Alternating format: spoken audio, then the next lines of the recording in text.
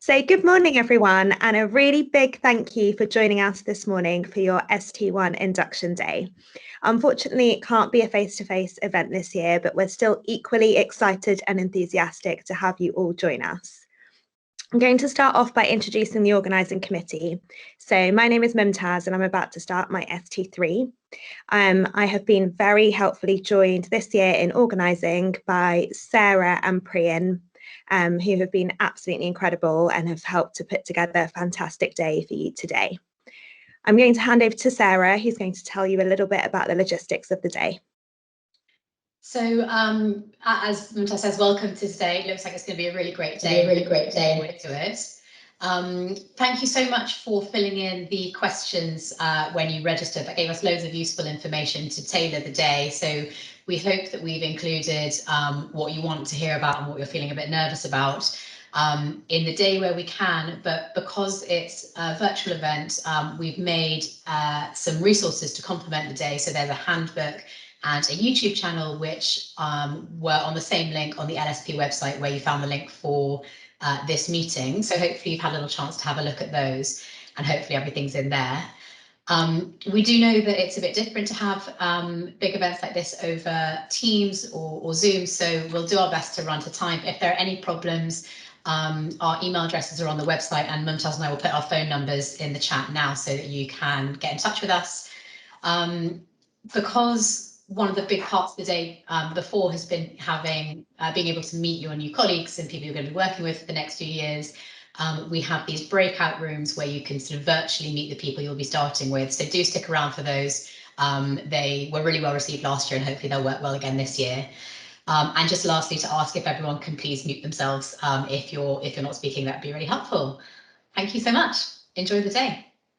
Thank you, Sarah. So very exciting. And our first speaker is Dr. Jonathan Round himself, the head of the London School of Pediatrics, and he's going to start with a welcome for you this morning.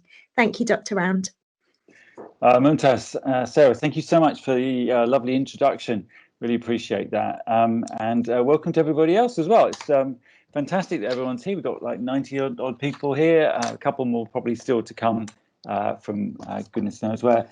By the way, you're just kind of witnessing a sort of fairly typical bit of how paediatrics rolls in London and probably other places in the country. But it's quite a different sort of school to most of the other ones, because actually the trainees have a great amount of involvement in both of the running of the school and actually the sort of things that you see as trainees and the things that make your training a bit better than they might be otherwise. And actually having our trainees lead on something like this, the first day, the induction day, is a sort of typical thing that you're going to see over the next 8 or however long years you spend training in paediatrics, where if you think something can be done better, you can get stuck in and make it that way. And it's my job as a head of school to try and facilitate that and make it as effective as possible, but also give you an opportunity to do that. And I'm very excited about how Mumtaz has taken this on the last couple of years, and Sarah as well, and others predecessors as well, and created a brilliant day. I have to say on their behalf, they are utterly mortified that we can't be doing this live. It's a really, really good day that we do virtually or half day, but I mean live it's even better, and we actually get to meet other people. Because one theme you'll be coming back to again and again is around the paediatric family. We have to look after each other. Medicine generally is quite a difficult thing to do, and you need your colleagues and people around you. And paediatrics, no less than that, perhaps a bit more in some ways. And actually having people you can trust and talk to and sympathise with, and just other people going on the journey with you, that kind of stuff's really important. And meeting up with other people is a good way of starting that off.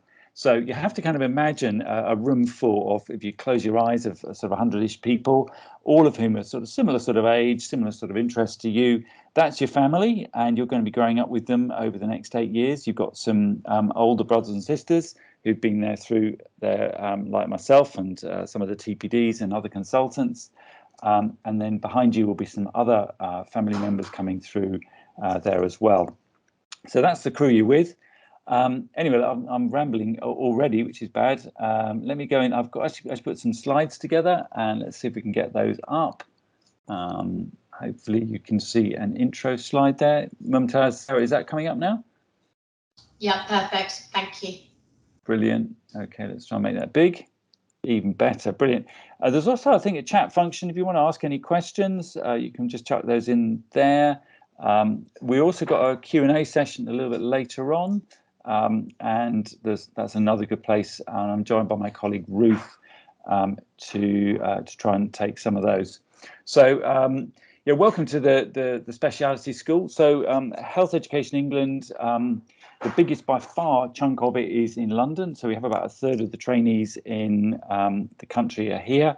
Pediatrics is one of the very biggest schools in London, just because of quirk of us being an 8-year programme. And we're quite different to most of the other schools in lots of different regards. I've already mentioned the amount of kind of involvement by the trainees, but the general kind of amount of activity, and we're seen as a pretty organised and happy school. You're going to actually experience that as well, so you might disagree with me, but let's have a look at how it's going to be over the next 8 years. So here's my slide of what the London School of Paediatrics hopefully isn't, or it doesn't come across to you. I do hope it's not a sort of austere building. In fact, it's not really a building at all. It's a virtual organisation in the sense that we have an awful lot of relationships and communication. If we've got a home, it's Stuart House in Russell Square up in central London, which we would normally be at that at the moment, but not at the moment. But I hope we'll be going back there in the next few months as a real place. It doesn't look like that at all. It's nice and white and got lighting inside it and other less derelict features. But perhaps what we should say is actually the relationship you should be having with the school is less of a sort of authoritarian old public school type stuff where you get caned if you do the wrong thing. Much more of a place which is supportive and helps you move through training and helps you navigate some of the lumps and bumps in the training process. There are people, of course, in it, and the two types of key people are, first of all, the school officers. These are guys paid by Health Education England to kind of sort out the nitty-gritty, your placements, perhaps, sort out various forms and things like that, and make the programme tick.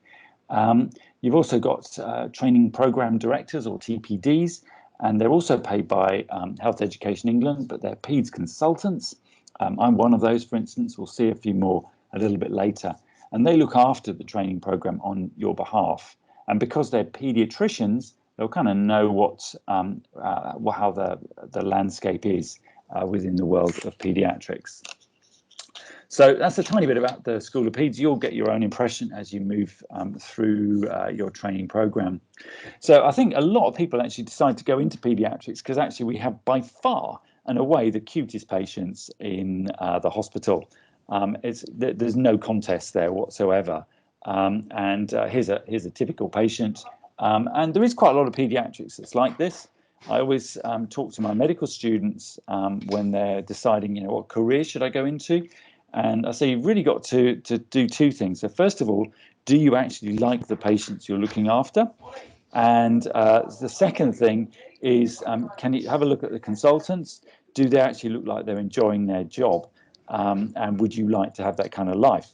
And if you get a yes from both of those, that's probably a good specialty to go into. I personally really like working with children and young people. I actually like going to see children, even if they're completely well, in the middle of the night, because I just like that kind of interaction. And here's a very cute baby. This one actually happens to be my daughter. She's about 30 minutes old at that stage, but she's 27 now, and actually just started our F1. So she doesn't quite look like that anymore. But that's kind of one end of paediatrics. And please take advantage of enjoying interaction with your patients. Okay, that's a really important thing. You're here to learn paediatrics. You're here to make people better. But actually just enjoying time with your patients, talking to them, talking to their parents, finding out what's going on. That's an incredibly important part of life. And the wonderful interaction as paediatricians we have with other people is such an important part of our job. Now, one of the things, of course, that you'll notice about pediatrics, hopefully you've spotted this one already, is they get bigger. This is again my daughter being weighed by her midwife, and she's of course considerably larger than that. One of the things, though, that in pediatrics, in fact, every training program, is that we actually expect you to grow, not physically, of course, during your training, but grow in your knowledge, in your skills, in your abilities to sort out problems, and also growing confidence and growing stature as people and doctors as well. And that's an important part of the training program. And what we do think that we've done is we've created a program that you'll be going through that actually enables that to happen. And so it's meant to be kind of a graded exposure of more and more difficult things for you to do and take on. And we try and get it at the right speed for everybody. But of course, there's some people who are going to take a bit more time and others who will want to race through. And both of those are fine, but we have to kind of adapt it to you. So we've seen a couple of very well babies. This is not a well baby. This is an 8-year-old here with leukemia, who also had renal failure as well and is now ventilated with some pulmonary complications. This child is now doing extremely well, about 10 years on, and has recovered from all of these things. Guys, we're in the best. I think we've got someone on. Can we mute everyone? Sarah, I think you might be on. Your microphone might be on. Brilliant. Okay. Guys, we actually have the most remarkable turnarounds of any patients. We have incredible outcomes. Our mortality rate's very low, and the amount of saves we can get from seemingly impossible situations is extraordinary. Many adult physicians cannot believe the patients that we managed to bring back from the brink. We're kind of cheating. It's not actually our brilliant skill necessarily, although I'm sure that helps. But actually, we have patients that are very robust and will be able to spring back from great adversity. But what this brings for us is an amazing amount of joy and satisfaction in the achievement of making our patients better. And I really hope you experience that as working as part of a team, and sometimes just on your own, the number of patients that you'll actually be able to save and prevent dying just because of your interactions. So that's a great thing to come. And I mean, I've done pediatrics for a few years, as you can guess, perhaps looking at my hair. But there's quite a few children that really wouldn't be walking around today if it weren't for my intervention. And that's quite a something to think about. And I hope you get that joy and satisfaction too. Now, pediatrics is quite hard work. In fact, generally medicine is quite hard work. And it sort of comes and goes as well. It's not a steady thing. Some bits are really, really tough, and then it eases off for a bit, and then it's tough again. One of the really important things to remember about your training in pediatrics and your medical career generally is that it's a marathon. It's not a sprint. You have to think, well, how am I going to keep this going? Okay, just as in a marathon, there are difficult bits, and you sometimes have to grit your teeth and push through those. But actually, overall, you've got to try and remember that this is a career that you're going to be carrying on for, decades, literally decades. So you have to find ways that suit you. Now, we're particularly aware of this. When you go and talk to people who are involved in doctor well-being, you find that they tell you that pediatricians are particularly good at coping, even when they're completely burnt out. Okay, we tend to have this incredible work ethic that keeps us going, even in a situation like that. Guys, please don't get to that situation. Okay, please don't try and carry on even when you're burnt out. There are lots and lots of things that we can do to try and help with that, but you do have to kind of escalate it as well and say, look, I'm finding this really difficult. We've got lots of people around that. In fact, we've got a TPD just designed for that as well. Lots of resources exist as well there to help you. So we don't want you to look like this. We want you to be thriving. And although it doesn't look like a very comfortable bed, actually, and I'm not quite sure why the guy's got some weird defibrillator device behind him. Maybe that's what he needs. Okay, so now one of the things that often comes up in people talk about training as being a list of tick boxes. Here are a large number of tick boxes, hopefully none of which you'll need to tick during your training. Yes, there is a sort of truth to that in the sense that the GMC and the college do need to see that you've been able to achieve certain things. However, if you put all of those ticks together over an entire training, you probably wouldn't find this many. The key thing is actually that you learn stuff and you actually gain in experience, and the tick box will actually come out of that. Okay. So, for instance, something like learning to put in I don't know what, an umbilical line. That should just naturally come out of your level 3 neonatal training. Okay, so it shouldn't be something where you're having to run around and try and tick that particular box. So try and avoid life becoming a list of tick boxes that you have to do, and try and just get stuck in and make sure that stuff that you do gets documented. Ruth will talk about that a bit more, about actually how to thrive in training. But part of the answer there is making sure that you take every opportunity to document how good you're becoming. Good. Okay, it's time to introduce a few people. These are, I think I'm missing one or two. I feel like these are the TPDs, Training Program Directors. And I'll just try and introduce a few of them in there as well. There's actually 29 of them now. I don't think I've got 29 on that picture, but they're looking after every different aspect of the training program, and they're actually paid to look after you in your training. Okay, so please make use of them in there as well. I'm going to highlight a couple. First of all, these three that I put red boxes around, these are the level 1 placement TPDs. Okay, so on the left hand side there, that's Khadija. She'll be looking after you if you're in northwest London. At the bottom towards the left, that's Olu. Olu looks after north, central and east London, and will be looking after you for the first 3 years there. And the lady who's gone for a walk in the bushes on the bottom right, that's Ruth. Ruth looks after South London. Okay, so if you've got a problem with your placements or any issues around those are the people to contact. If you want to find out what their email is, we're very easy to access using the London Peds website, which I'm sure most of you will have found. If not, well, what are you doing? And go and find it, because on there it says who's my TPD and everyone's email address is there. Okay, so this is the placement TPDs. If you're an academic trainee, you've got 2 TPDs for you. At the top is Chris Gale, who's a neonatologist at Chelsea, and bottom right, that is Sandia, who's a gastroenterologist at the Royal London. And again, they'll be very useful for you. So just 2 other people just to mention. In there, I have 2 deputies who to share my workload, and towards the bottom, Ruth again, who is, let me just put a ring around her. There she is, bottom right-hand corner. She's one of the deputy heads of school.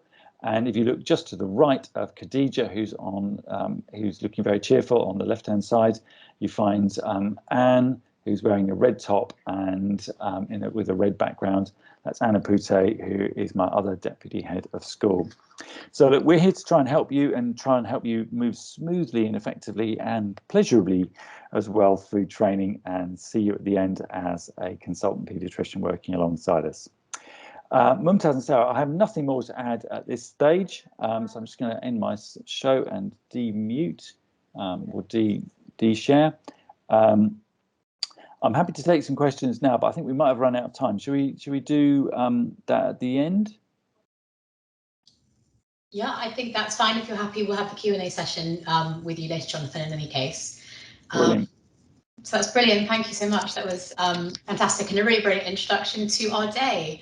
I'm going to introduce now Dr. Ruth Shepherd, who is a consultant paediatrician and the deputy head of the London School of Pediatrics. Thank you very much, Ruth.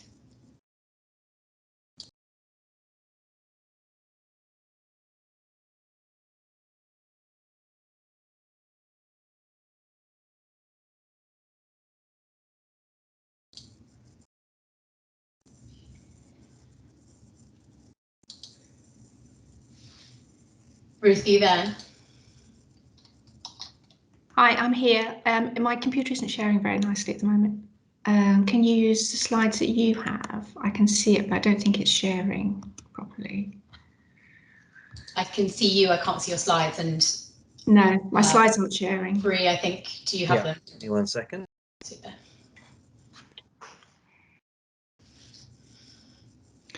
So whilst this is loading up, some of the, I suppose first of all I want to say welcome, lovely to see you.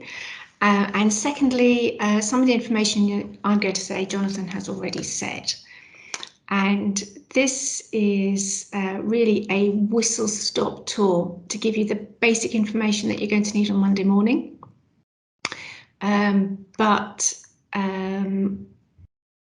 At the end, there are links, and I know this is being recorded, and I know you'll have a copy for you to refer to later. I can't see any slides just yet. I can't either, but I think they're on their way. They're on their way. Okay. So what I'm going to talk about is a little bit about who is involved in your training, because training is quite a complicated process between lots of different organisations, and what those organisations do, and then specifically about your training in London, and then a really big and important section on taking care of yourself and taking care of your colleagues. That's lovely. Thank you very much indeed. Okay, can I have the next slide, please? So about third from the bottom, you'll see this section called support. And I really want to emphasize that because medicine is hard work, pediatrics is hard work, but also we're living adult lives at the same time. And there is an enormous amount of support. So please do contact us, because there is an amazing array of facilities that are available to you free of charge, just because you're part of the School of Pediatrics. Okay, next slide, please. So currently you have joined an 8-year programme, as Jonathan said, and at the moment this is divided into 3 levels. Level 1 covers ST1 to 3, and during that time you complete your exam. Then level 2 is when you become a registrar, and then level 3 is, I suppose, finishing school. Next slide, please. Now, over the summer, the RCPCH has had a new curriculum approved by the General Medical Council, and this is going to change the programme into a slightly shorter 7-year programme that is going to be in 2 levels: core paediatrics from ST1 to ST4, and then specialty paediatrics from ST5 to ST7. The planned date for implementation is September 2023, and that is why the vast majority of you have just got 2-year programmes for September 21 and September 22, because we know that the rotations are going to change in September 2023. We are working on that at the moment. It's actually a massive bit of work, and we will be wanting your input once we get to the point at which we have rotations that we can discuss with you in a more useful fashion. Next slide, please. Now, currently in September 21 and in September 22, we will continue with the 3-level training programme in London. Level 1 has posts in sectors, so North, Central and East London, which is organised by Olu, North West London, which is organised by Khadija, and South London, which is organised by myself. And then when you move to level 2, we have posts in either North London or South London. And so currently between ST1 and ST5, you stay in the sector to which you are appointed at recruitment. But level 3 posts are totally pan-London. You can go anywhere you want, which offers you greater opportunities later on in your training. Next slide, please. So at level 1, the priority is to give you experience and training in general paediatrics, tertiary neonatology, and some subspecialty experience. Those of you who are academic clinical fellows have 9 months academic time in those first 3 years, usually in 3 and 6 month blocks, occasionally as a 1 9-month block. All of you should have received your rotations. For those of you who got a 1-year rotation, don't worry, we know that posts become available for a whole different host of reasons, and you will get your ST2 rotations by the end of this year. In general, the posts are provisional, but we try not to change your posts unless there is a specific reason, and the change would be made for training reasons, and we will talk to you about that. Next slide, please. So this is just a little map so you know where the different sectors are, mainly for those who are working somewhere else. So North, Central and East London is actually the biggest sector, then South London and then North West London. Next slide, please. So we really work very hard to try and help you maximise your training. But there are changes that happen in life that you may not have anticipated, and we really need to know about them.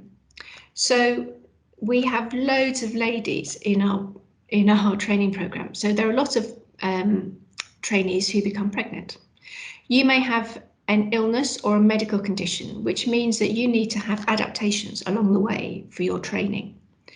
You may wish to work less than full time, and in fact, more and more of our trainees are working less than full time.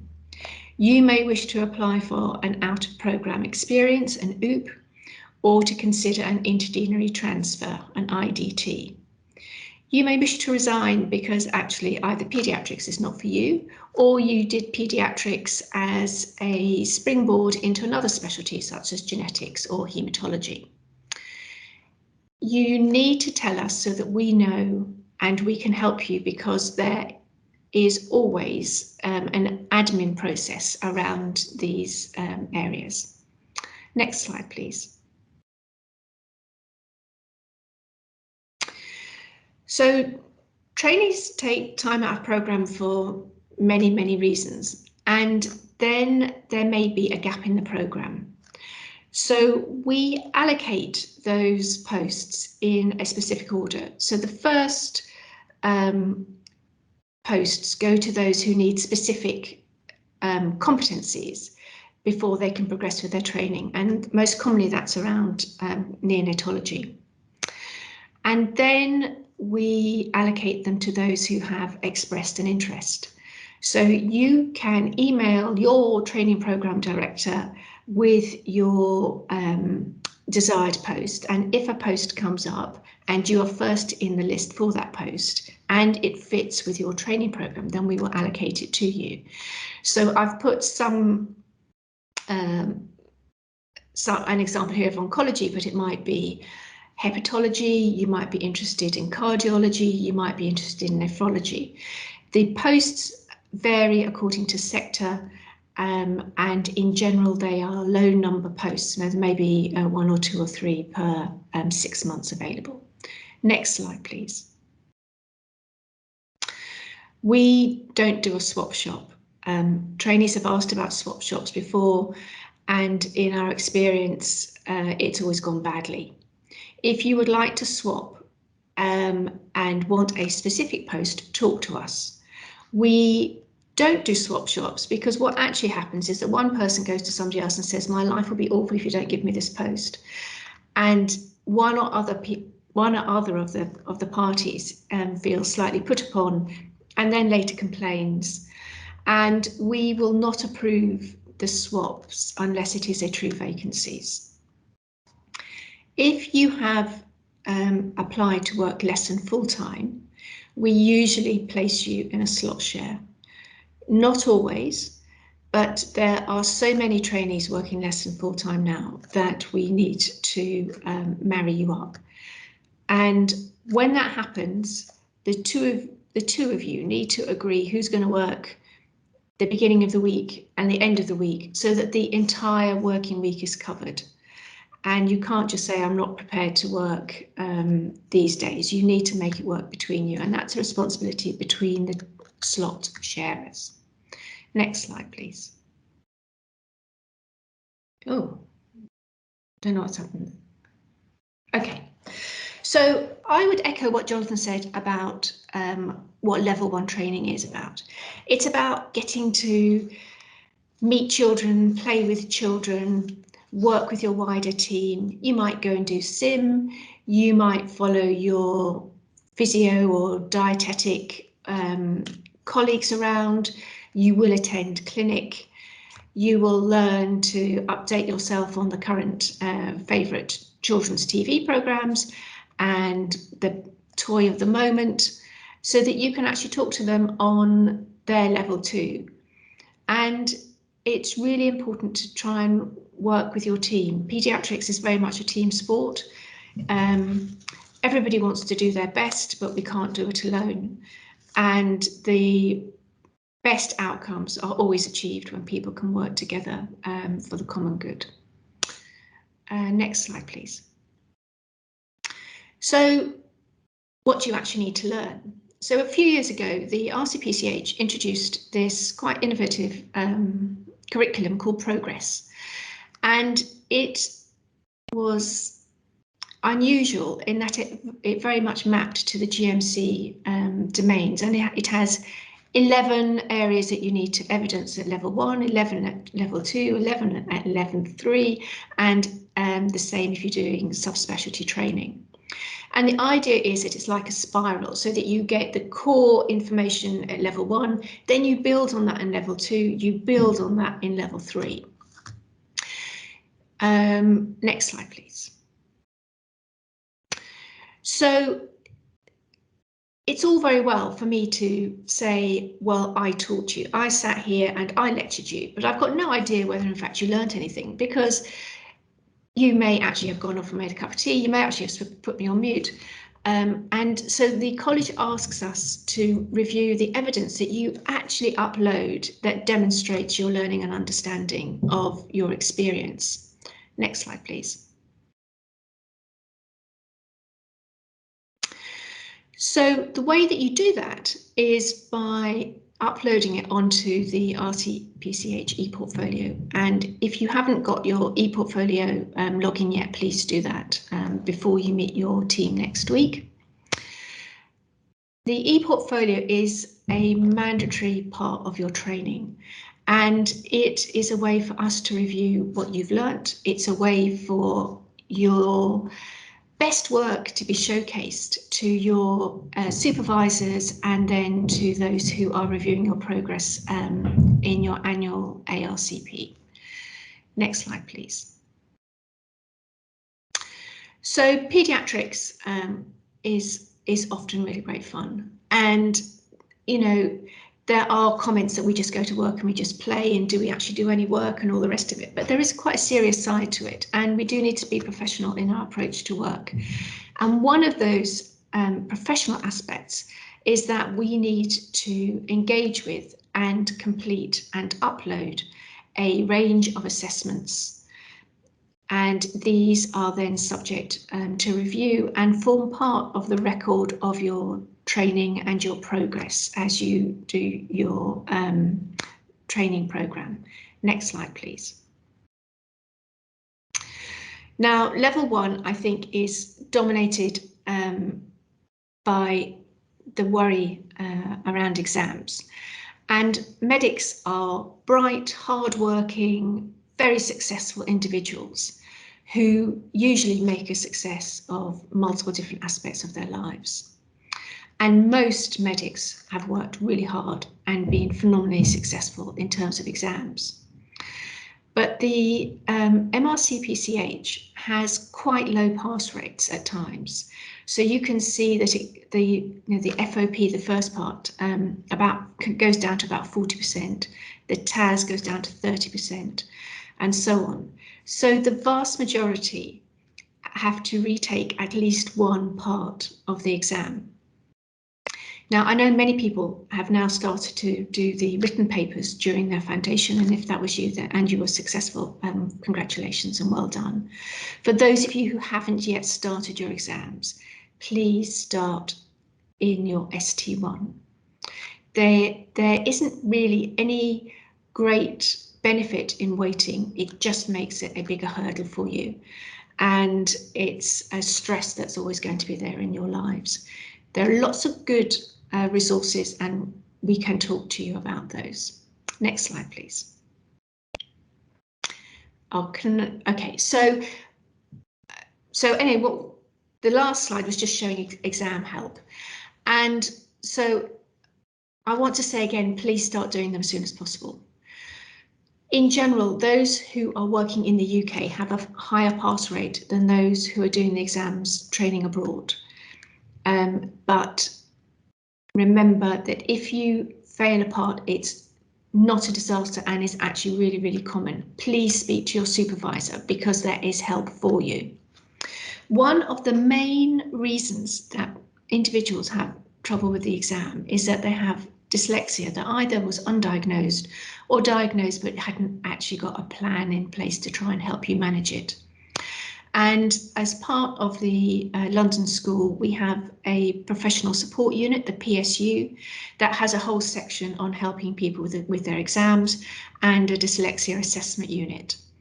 And if you think you may be dyslexic, please do the assessment. Please sign up for help, because it won't only make your exam life easier, but it'll make your professional and your personal life that bit easier too. Next slide, please. So every year you will have a review of your progress, and this table is from the RCPCH. It's a pre-COVID table, but actually I've left it in there because if you upload all of this information, you have done more than the minimum. So at level 1, we would like you to have a series of assessments, case-based discussions, CEX, which is clinical examination, DOPS, which is practical assessments, and safeguarding evidence, and then life support experience and courses.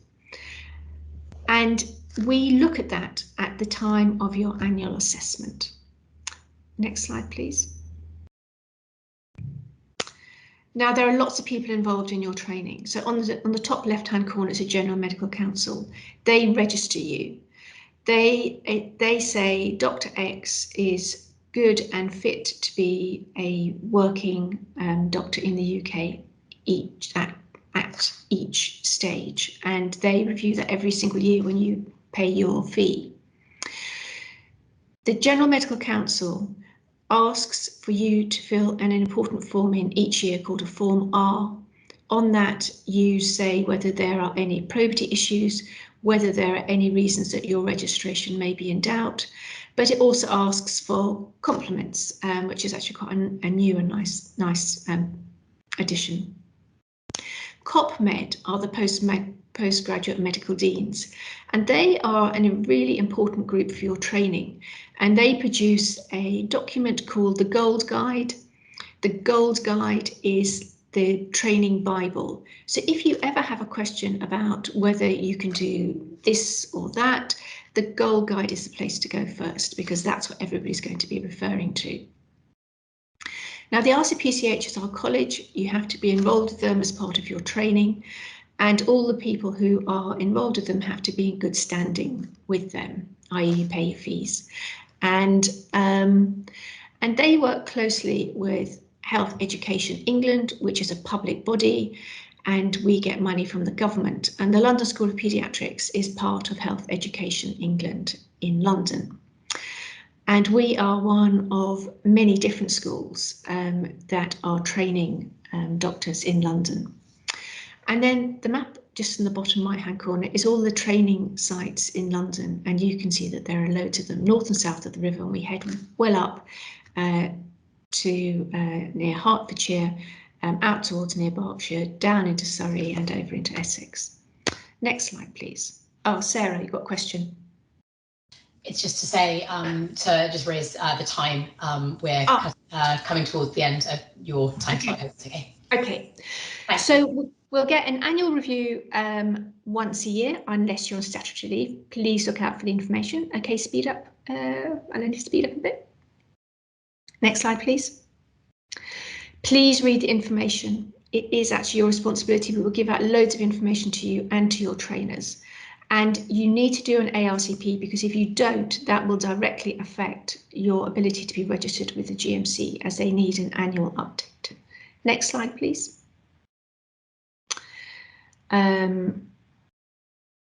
We don't see you unless there's an issue with your ARCP, in which case we will see you face-to-face or by Zoom at the moment, or MS Teams at the moment. Next slide, please. So on Monday morning, I'm sure you will have a whole load of mixed emotions. Next slide, please.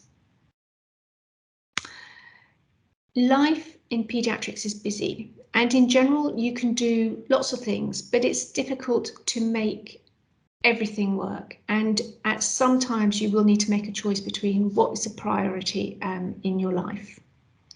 Next slide, please.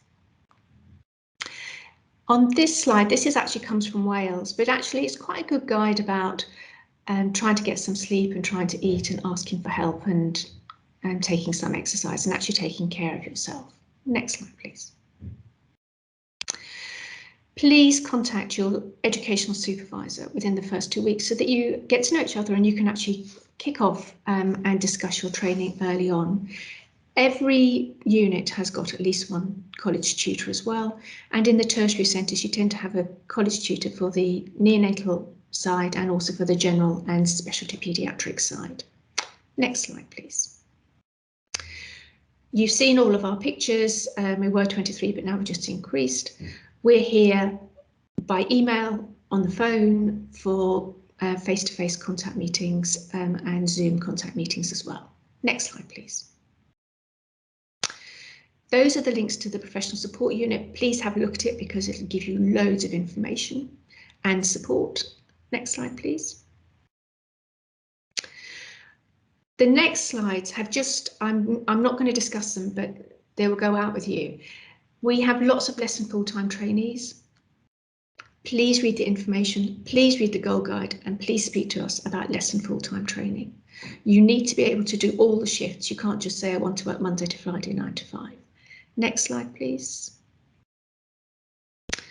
When you go on maternity leave, you will be away from the programme and your original programme moves on without you and will leave behind gaps, but we will try to see what we can do to slot you back in if you're full-time, or where you will work if you're working less than full-time when you return. Next slide, please. Out of hours is a decision made by occupational health. It's not made by any individual doctors or their supervisors or the TPDs. So if there are health issues or you need to make adjustments for work, please contact occupational health. Next slide, please. There are various categories of out of programme experience, career breaks, pausing in training, research and training. Please read the goal guide and please read the information on the website. Next slide, please. Next slide. When you come back, we offer you support, but we need to know you're coming back, and the school runs a really fantastic return to practice course as well. Next slide, please. Intergeneric transfers are difficult and there are very strict rules, and please read the information because it's not as easy as starting in one place and just saying you just want to move, but we will be able to talk to you about that. Next slide, please. Next slide, please. So just my final couple of slides are just about being kind to yourself and being kind to your colleagues. It's the most important part of your daily work, actually. It makes an enormous difference to everybody. Next slide, please. And then the next few slides are just a number of links. I know it's a load of information and you're probably slightly blown away by it, but talk to us because we will help you through it. And sorry, it's such a lot of information to go through so quickly. Thank you very much.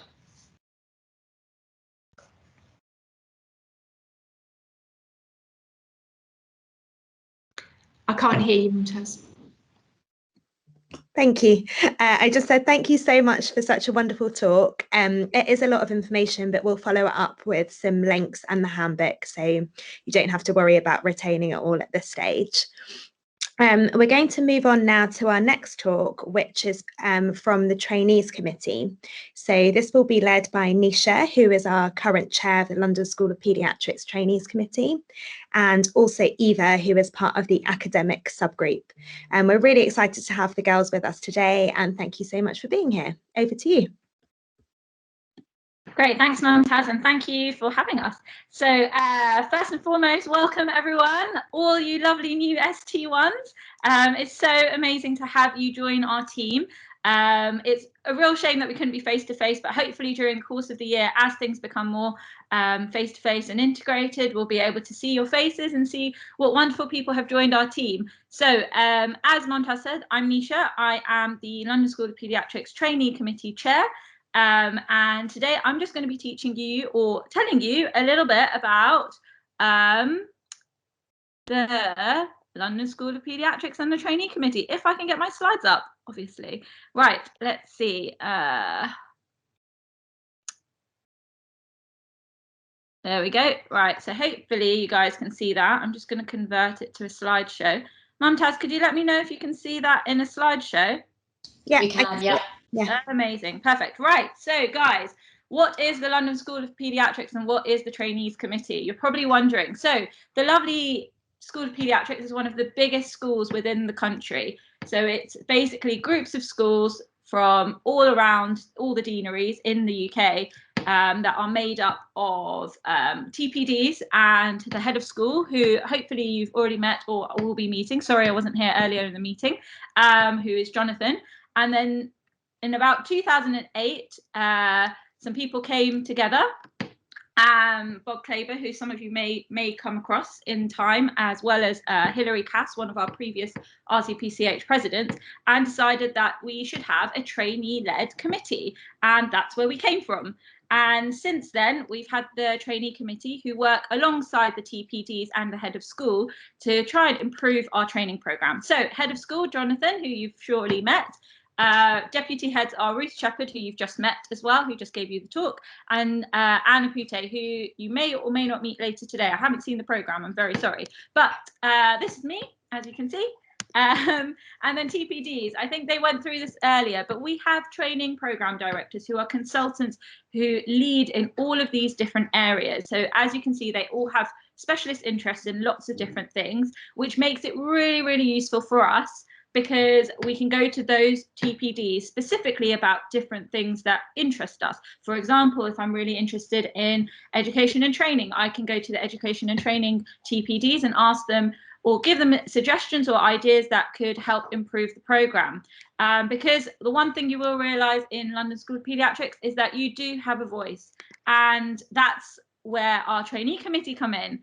So our trainee committee kind of bridges the gap between trainees in local trusts and the TPDs, and basically what we try and do is work alongside TPDs, taking into account what trainees want to try and improve our training overall. So we've got lots of different subgroups. We've got Surviving and Thriving, which is my old subgroup prior to me becoming chair.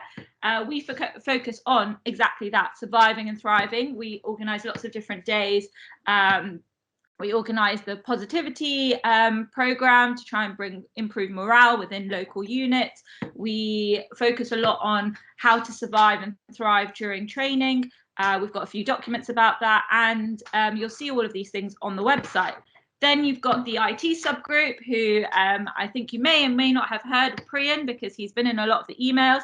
He is on the IT subgroup. They lead on the website. So the beautiful website that you see is led by the IT group. They also are focusing at the moment on lots of things about rotas and self-rostering. They help a lot with all of our additional tech stuff as well. And they've got lots of other projects going on. You've got the Education Plus. So education, this is normal education as well as research. So you can hear a little bit about the stuff from Eva in a second from the research side of things, but on the education side of things, there is on the website, and I will show you very quickly later if I've got a chance, that there is an online regional teaching session, which they basically during COVID came up with this incredible idea alongside the IT subgroup to do weekly teaching or daily teaching to keep our teaching skills up to scratch, because we didn't have very much teaching locally during the pandemic. That has been carried on, and all of the sessions have been recorded, all of the slides have been uploaded online, so you've definitely got all those resources at your fingertips. Then you've got the innovation subgroup. So they are future ways of working. So they're thinking about longitudinal supervision. So some of you may be getting longitudinal supervision in the near future. And then you've got everyday excellence, and they roll out the survey every year. They do lots more than that, but also the survey, which is one of the big chunks of our School of Pediatrics. We send out this survey and basically we get feedback from you about the trust you're working in on the jobs you're working at. And then that is analysed by a very specific group of people, like a professional company, and they then give us all the feedback and the data that we get from that.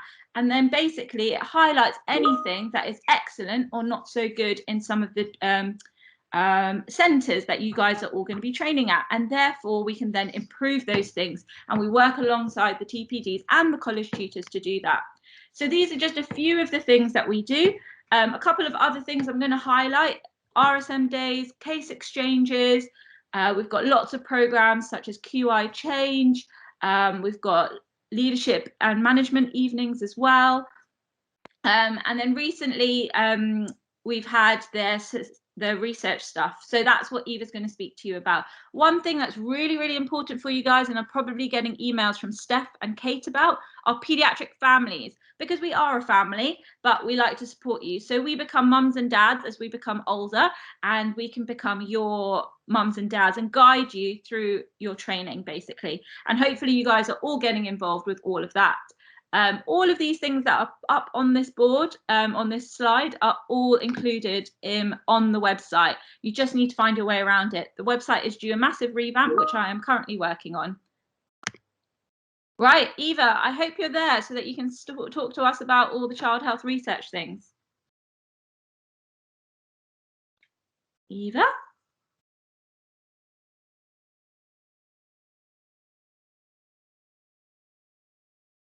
I wonder, I can't see the, Mumtaz, I can't see the participants. Is Eva here yet? I'm just having a quick look. Great, thanks. Yeah, it does say she's here on the... Oh, I see you, Eva, I see you. Eva. I can't hear you. No, we can't hear you.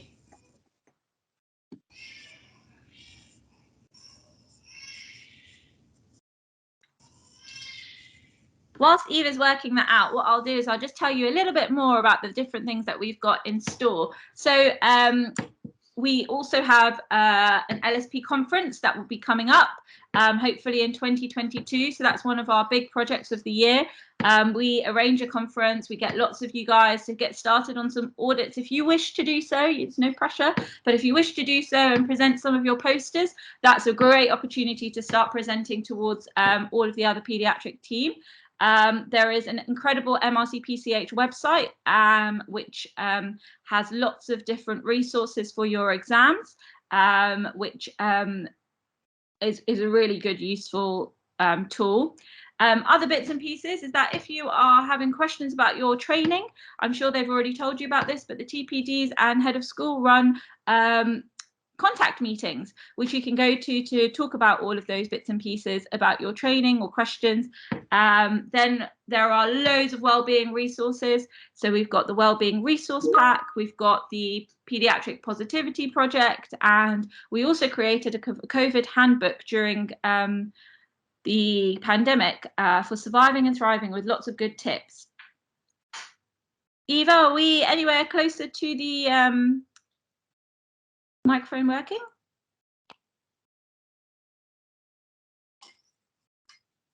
If not, I can carry on and do a quick whistle stop tour on getting them all signed up to the website.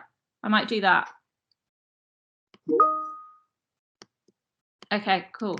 All right, so I'm going to skip these slides about the academic subgroup and let you know how you guys can get involved. So, as I said, you are the voices of the School of Pediatrics, basically. We love to hear what you think. We love to take what you think and try and put it into something that's tangible and that can improve our training, basically.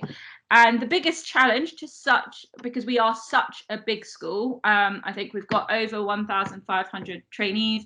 Jonathan can correct me if I'm wrong, but I think it's something like that. It's really, really hard for us trainee committee, which is actually made up of 80 committee members, which I recently found out is larger than the number of trainees in a number of different deaneries, such as Oxford. So our committee is massive, and we really struggle with trying to get all the information out to you guys in the trust, and therefore we have trust reps. The trust reps are, again, other voices, and they liaise with the college tutors. So a trust rep basically locally kind of disseminates information that gets transferred to you guys from us at the committee and with the college tutors. And you guys get to, the trust reps and college tutors attend some of our monthly, every other month meetings for the trainee committee. These are called the LSP Showcase. So why not become a trust rep? I know there's lots going on for you guys at the moment, but it's a really, really good opportunity to be a trust rep in your first year. You get to know a little bit about what the school does. You get to know a little bit more about what happens locally and how to improve things locally. And then you can share those at the meeting at our LSP showcases. And the good thing about it is that if you are a trust rep, you should be able to get study leave for the showcases every other month, and the dates on which are on the website. There is even a handbook called the Trust Rep Handbook, which tells you everything that should be being done. So if you feel like getting a bit more involved, being a joint trust rep with whoever is already a trust rep, then do get involved. Working as a team is always better than working on your own. The website. So I'm pretty sure they've sent you a link to the website in the chat. The website has everything on it. Bear in mind, some of it is a bit outdated. That's my fault. I've only recently learned how to update the website. If anyone's interested in website updating and has a particular skill or degree in website stuff, then please do contact me, because that would be great to get a hand. But the website is your holy grail. It's got everything on it. And one of the main things I need you guys to do is use this QR code right now. And hopefully it does work. I did try it out earlier. And it should take you to the subscription to our newsletter. Now, every month we send out a newsletter around the 20th of the month, and this newsletter has updates on everything that the school has been doing.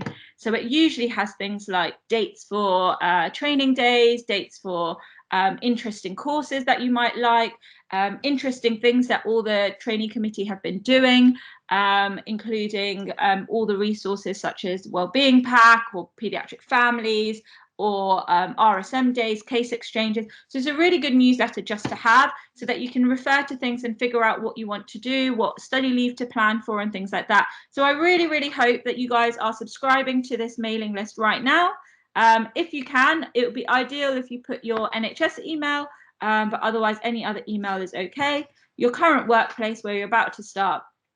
And then if you already know that you are a trust rep, obviously click yes to trust rep, because you get a special email about when the showcase meetings are. Okay. And that's it. And at the bottom, when it says, would you like to receive the new email bulletin, please click yes, because that is a really, really important newsletter bulletin to get received. We're also on Twitter. London Pediatrics, School of Pediatrics is on Twitter. We tweet quite a lot. You'll see a lot of your consultants who will definitely be tweeting away important resources, but also just generally how they feel about their job. There is a big, big pediatric community on Twitter, so please join. You've got loads of great educational resources, research resources, well-being things, and it's really great environment to kind of bridge that gap between seniors and juniors, and just kind of have chats going around. So please do follow London Peds, and believe Jonathan also has a tweet, so do I. So please do follow us. The conference, which I've already spoken to you about, last year we had an amazing conference that was switched to virtual. This year, I have been told that we will be able to do a face-to-face conference, so that will be absolutely incredible.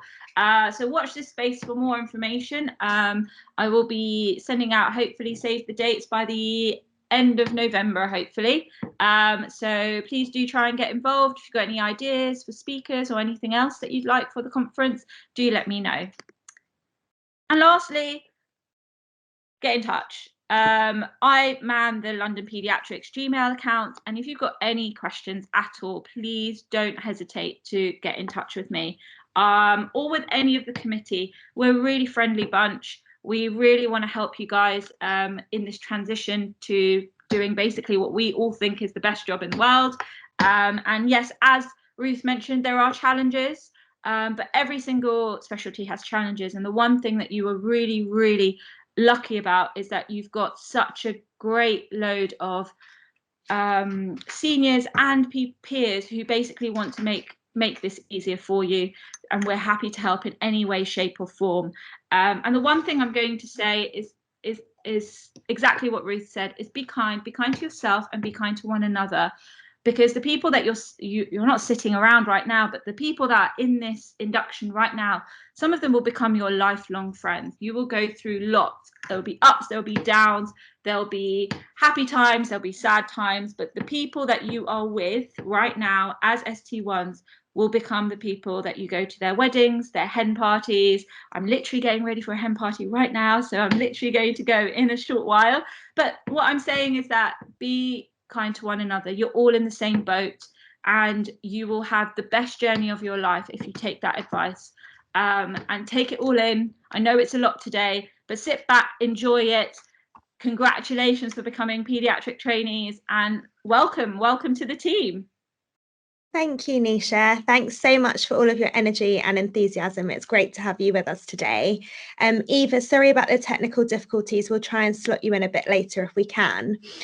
We have a very exciting talk coming up next, but just before we do that, something which we'd love to do, which we did last year that actually worked really well, is if everyone just for literally 30 seconds can turn on their cameras, then Priyan will take a big group photo. So even though the event is virtual, we can still have a memento of this day. So if everyone can just turn their cameras on just for a minute, and we'll do a quick group photo before going on to our next exciting talk.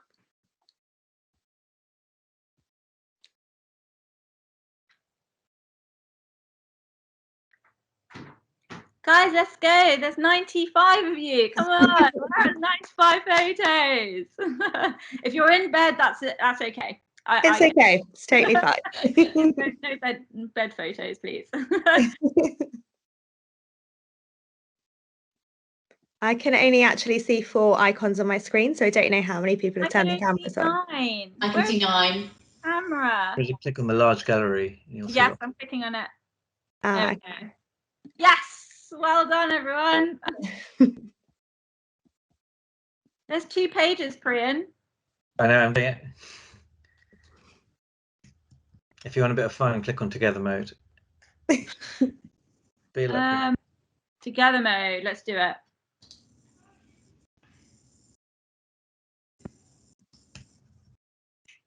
All right, everyone smile. Keep smiling. And relax. Amazing. Thanks so much, Priyan. I think Sarah's going to introduce our next talk. Thank you so much, everyone, for doing that. Much appreciated. Super. So thanks, everyone, and thanks again, Nisha, for that brilliant session. So next we're moving on to Dr. Chris Harris, who is a consultant neonatologist, who is going to tell us all about how to survive neonates. Thank you so much, Chris. Hi guys, thank you so much. Give me just 2 moments and I will share my screen.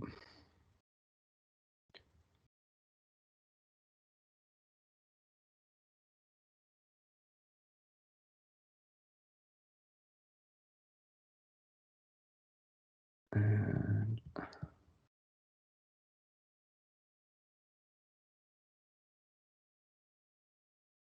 Okay, can everyone see my presentation? Yeah, all good, thank you. Amazing. My name's Chris Harris, and I am a consultant at King's College Hospital. And I've been asked to give you a short introduction to neonatology. And what I would like to just talk very briefly about is a few of the key things that I think are important to know on your first day. And so this is absolutely not this is how you do neonatology, and this is how important sodium is. This is very much a take the stress away from that first day and first week maybe of your life. So a very quick rundown for neonatal life support. I'm hoping that a lot of people will have had a chance to do the NLS, if not before you've started, then in your first year. But the basics of neonatal life support is to dry the baby, focus on the airway, and not to do things that are outside of your comfort zone. This is not the time to practice intubation, etc. And really what we hope is that for the first few deliveries that you go to, regardless of whether you've done NLS or even resuscitated hundreds of babies before, is that you go across as a team. And at King's, we are very keen to make sure that registrars go with the SHOs the first time round, and even the consultants will go if the registrars are busy, and we'll go with the registrars if the registrars are feeling a little bit nervous as well. And so I think the main thing to say is that neonatal life support is very simple. Less than 3% of deliveries will need anything at all. Of that 3%, less than 1% will need anything beyond just a bit of drying, wrapping and stimulation with a mask. So stress thee not, it will be fine. So you guys are going to start on a neonatal unit. There are going to be some sick babies on your neonatal unit. That's why they're there. There's lots of equipment, probably stuff that you've never seen before. Lots of abbreviations, SIPPV, NIV, SIMV, all of these things that will be new to you. And that inevitably leads to stress and panic. And then you think, oh gosh, I'm so stressed. Let me think about something fun like kittens. But no, you're not allowed to think about kittens because you've got babies, and babies are cute. But hold on, babies can get sick, so you can't think about that. So it's just back to stress. What are you going to do? It's okay because you have a registrar, and your registrar, and I've clearly put these two well-honed individuals, which is absolutely what I look like here, sat on the other side of this lecture. But they come in all shapes and sizes. But your registrar is really someone who will help you through this first period. They've been where you are. In fact, we've all been where you are on your first day on neonates, and we are very able to support you. The key thing is that they should accompany you to your first few deliveries, and in fact, as many deliveries as you need to feel confident in what you're doing. There is absolutely no shame in asking for help, and actually, we would much rather that you asked for help than you try to press on and do things by yourself. We would rather be called if you're having difficulty if you go by yourself. And in the very, very rare occasions that you find that your registrar isn't approachable, please go straight over to the consultant. I am always happy to be called if someone's not too sure, or if people want a second opinion. I will always come across. This picture is my son, who is holding the Evelina crash bleep. He was wonderful, but probably not the registrar you want to call on your first day.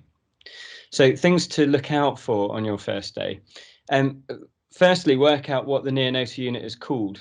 Some are called the special care baby unit, some are called the NICU, others have really random names. So our neonatal unit at King's is called the Frederick Still Ward. And if you know where you're going, that can be very helpful. The other things that are quite helpful to find your way around to are the labour wards. Some of them are on the same floor, some of them you have to go up on a lift for, and also the postnatal ward. And these are really the three places that you'll spend most of your time if you're in the neonatal unit. The other thing to note is what crash bleeps to run to. So some bleeps will go off for every arrest that happens in the hospital, and you need to be listening for the team that you are part of. And sometimes that's the newborn team, sometimes that's the neonatal team, and sometimes they put out a paediatric arrest for a neonatal emergency. And so understanding which one of those you have to run to is also very helpful. If you have a moment, pop off the ward round or pop off the ward and spend some time getting to know the resuscitator on the labour ward. Take your registrar with you, and they can show you which buttons to push and how to set it all up. And also say hi to the midwives. Midwives are an incredibly skilled bunch of individuals, the vast majority of whom are absolutely wonderful and will make your lives easier. And there's nothing better than popping over and saying hello when things are nice and calm, rather than having to meet everyone in a stressful situation. And most importantly, find a place to have some lunch and coffee. Our neonatal unit runs very much on coffee, and if there is no coffee, it is a dark, dark day.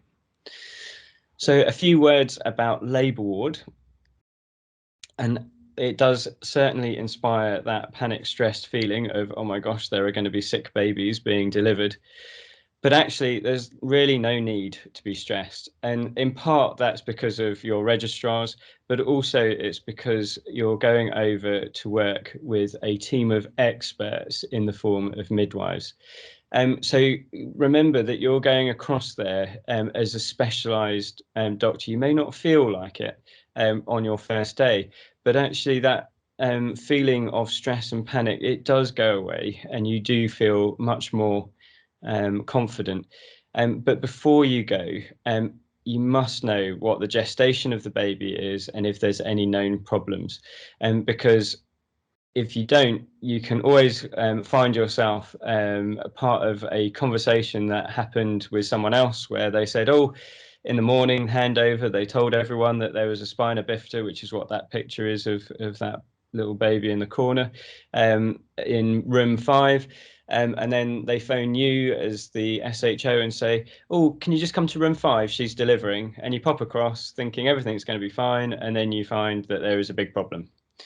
So find out those 2 pieces of information. And my general advice to our SHOs is that if someone doesn't have enough time to give you those 2 pieces of information, or they don't know that information and can't get it, then they should put out a crash call.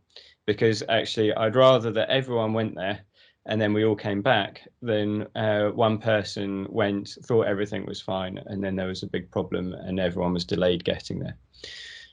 Crash calls are better earlier than late. And again, a little jog across to labour ward gets the juices flowing in the morning. And if we all get to come back and have coffee, that's wonderful. Much better that way around than running into a situation 5 minutes after we could do anything. The postnatal ward, also a place that causes fear. And in fact, really, I have no words of encouragement. It is stressful, the postnatal ward. This is your opportunity to learn how to manage a ward, because really as the neonatal SHO, you have the chance to prioritise, you have the chance to decide how you're going to manage the workload, but the other thing to say is that you are not alone. It is incredibly important to remember that you are part of the neonatal team and you represent the neonatal team down on the postnatal ward. Your registrar will come and help if there's a problem. Your consultant will also come and help. And the reason why everyone is so keen to come and help on the postnatal ward is that baby checks are so important. And actually, I would argue that they are as important, if not more important, than what happens on the neonatal unit. We as neonatologists, we have this absolute privilege to meet the vast majority of babies born in this country. And either we or our midwifery colleagues who do the newborn baby checks, we have an opportunity to find problems and act on those problems before they cause lifelong consequences for your baby. And it's not just to avoid the embarrassment of having a baby readmitted who's got an imperforate anus but a normal baby check.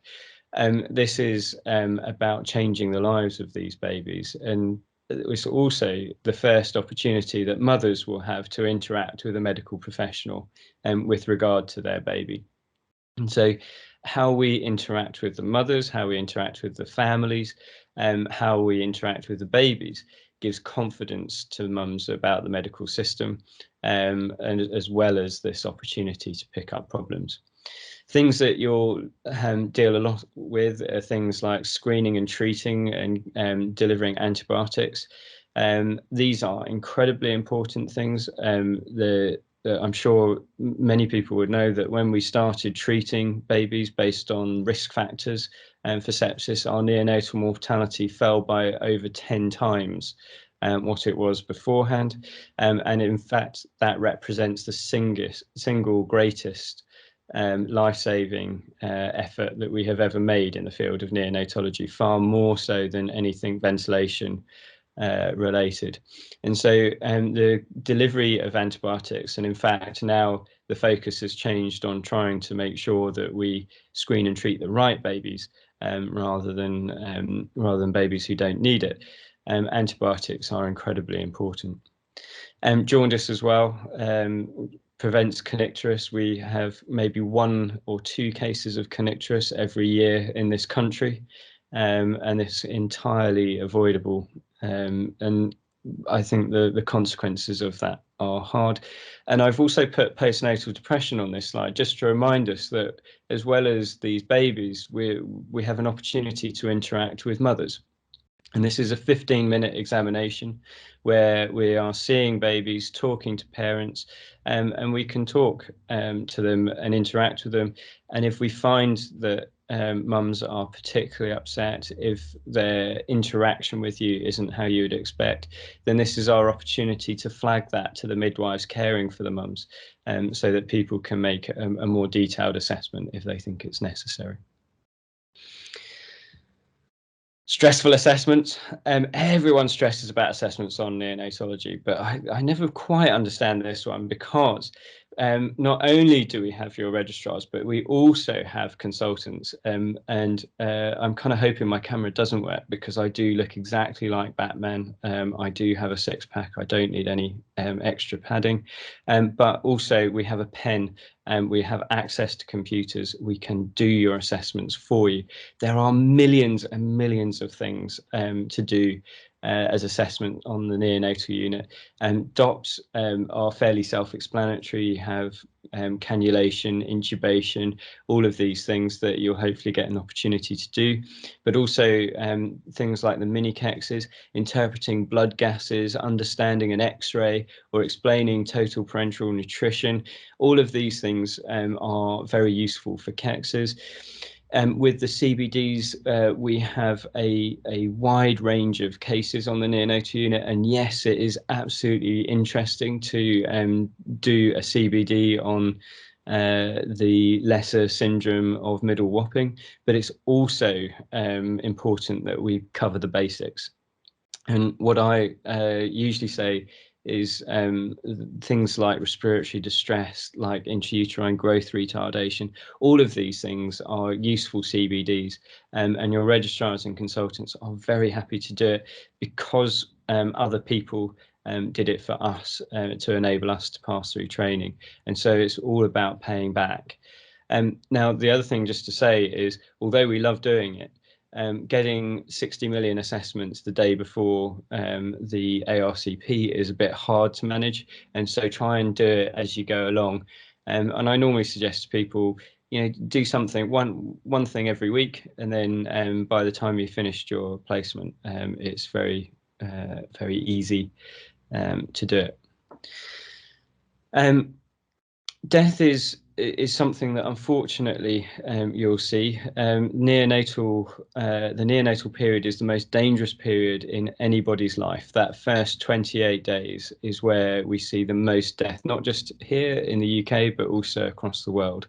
And so it is likely that even not in your first year, at some point you will see a baby who sadly dies or is born not moving with no heart rate. It is absolutely normal to feel sad when a baby dies. If you don't feel sad, then I would be more worried.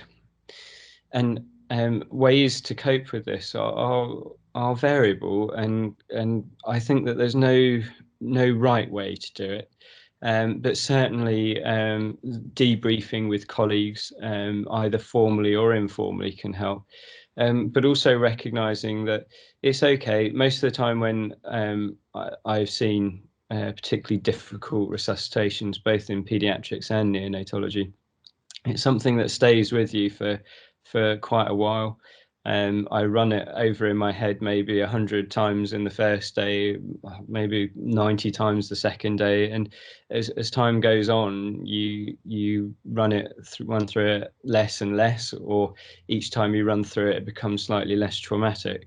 And there comes a point though where it is interfering with your life, and if that's the case, and certainly if you feel that the help that you're getting in the hospital and the support you're getting in the hospital is not enough, it's very important that you acknowledge that and get some help. If friends are suggesting that you need help, listen to them and talk to someone about it. You can approach your consultants.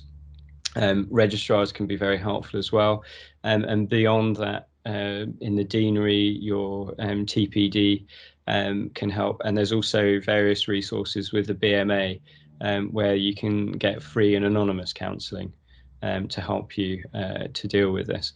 We do a mad job as doctors and see things that most of the world don't see, and I think it's important to understand that when you're maybe beating yourself up about the fact that a death or something sad that might not be a death really gets to you. So a couple of final words, really. Neonatal medicine is a field that's changing hugely, and it's very clear to me that anyone can be a neonatologist.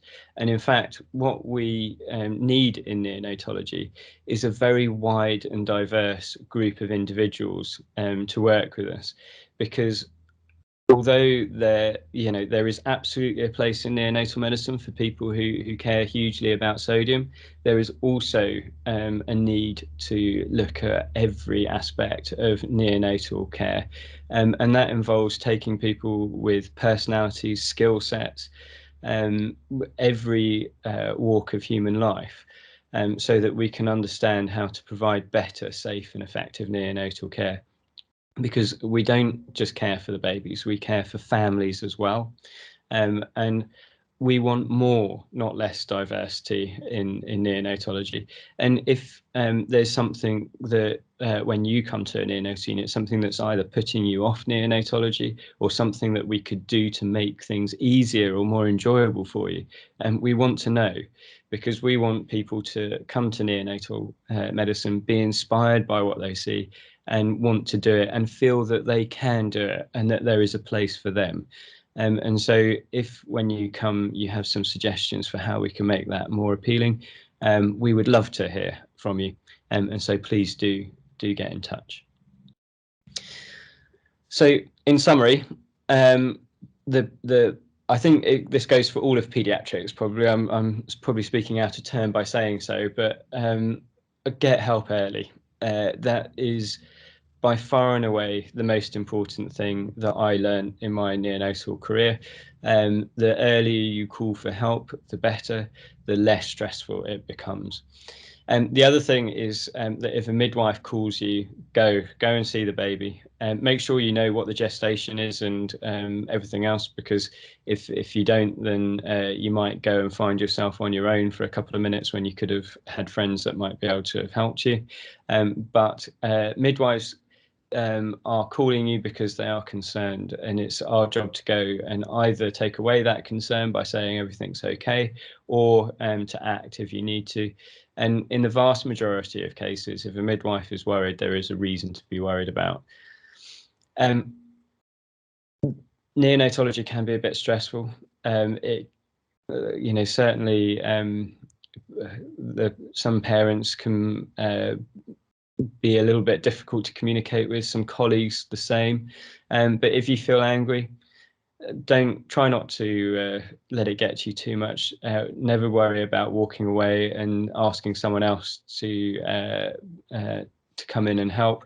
The one thing I have definitely understood is that when you shout at people, it absolutely does not make it better. And I think that neonatology may be similar to A&E. When it's a high pressure environment, people are always tempted to be unkind. And I think that that unkindness is very rarely people being bad or evil. It's just something that you slip into because everyone is short of time. And now more than ever, we have to look after each other and look after the people in our departments as well that maybe aren't doctors and midwives and nurses. We have to look after everybody, parents, babies, and make sure that we try and extend every kindness. And lastly, your well-being is incredibly important.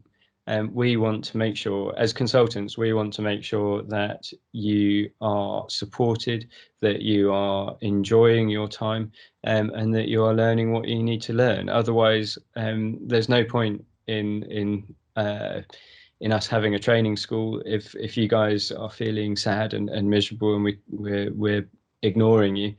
Then it means that we won't have the next generation of neonatal consultants to come through and care for our babies. So we very much care about your well-being. And if you have any problems, come and talk to us. It doesn't have to be about neonatology. We're happy to chat about personal stuff as well. And we can do it in a range of settings, cafes, bars, whatever. We are very happy to sit and chat with you about anything that you want to talk about. So don't stress, it's all fine. Be happy like these doctors that clearly work at King's Neonatal Unit. And just remember that this guy is coordinating our response and recovery to COVID in the neonatal settings. So maybe we should all be stressed and run away. But thank you very much for listening. I'm happy to take any questions. Otherwise, welcome to Pediatrics. Fantastic choice in career, and hopefully you'll choose neonatology as a subspecialty. Amazing. Thank you so much, Chris. That's always such an incredible talk to listen to. I remember listening to that at my ST1 induction, and it's always stuck with me. So thank you so much for joining us. Really grateful. We're going to move on to the next talk now, which is a talk about a very important topic of safeguarding. This will be given by Dr. Anne Davies, a Consultant General Pediatrician. Thank you so much for being with us, Dr. Davies. Over to you. Thank you very much. And the Paediatric Family Project aims to pair you with an ST4 or above in the same hospital that you're working at, with the idea that when you start at your new hospital, you already have somebody on your side who can give you support, just chat, go for a cup of tea, tell you how to use ePortfolio and all these things that make ST1 a little bit of a challenge when you're a new paediatrician. Most of you have already signed up. I have, I think, about 80 of you signed up, which is fantastic. I'd like to just say, if you would like to participate in the family project, it's not too late. I'm going to put my email address in the chat, and if you email me by the end of today, I will allocate you a family so that you can meet with your family when you start in your new hospitals on Monday. The idea is that they provide lots of support, a little bit of a friendly face when you're starting in a new place, and can help you throughout your training. If you haven't got an email from me and you think that you should have done, just again drop me another email, because I have waded through about 400 emails and it gets a bit complicated. It's lovely to meet you all. Congratulations on starting your training, and hopefully I'll get to meet a lot of you really, really soon. Thanks, Sarah and Mumtaz. Have a good day. Thank you so much, Steph, and especially thank you for coming after your night shift. That is so amazing of you. I'm going to go to sleep now. Sleep well. Sleep well. Okay, so hope you all enjoyed the breakout sessions and the break. Thank you for joining us again. We have quite a jam-packed programme for the second half, and we're going to kickstart with another video. So just to explain the context for this video, during the time of the pandemic, a poet called Laura put together an incredible video which was done by children for key workers, and we'll show you that video in the first instance. The second video is a paediatrician's response to this, and one of our incredible colleagues, Najat, paediatric registrar, then put together a responding video, which was extremely well received, and we hope you'll enjoy watching both of these this morning.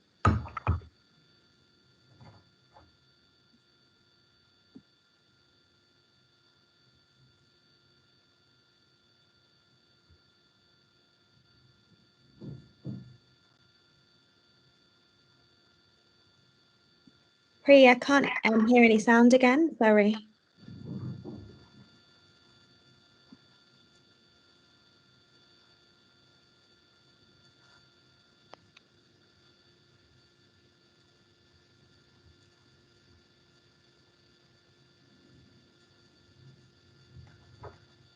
Is that better? Now it is, yeah.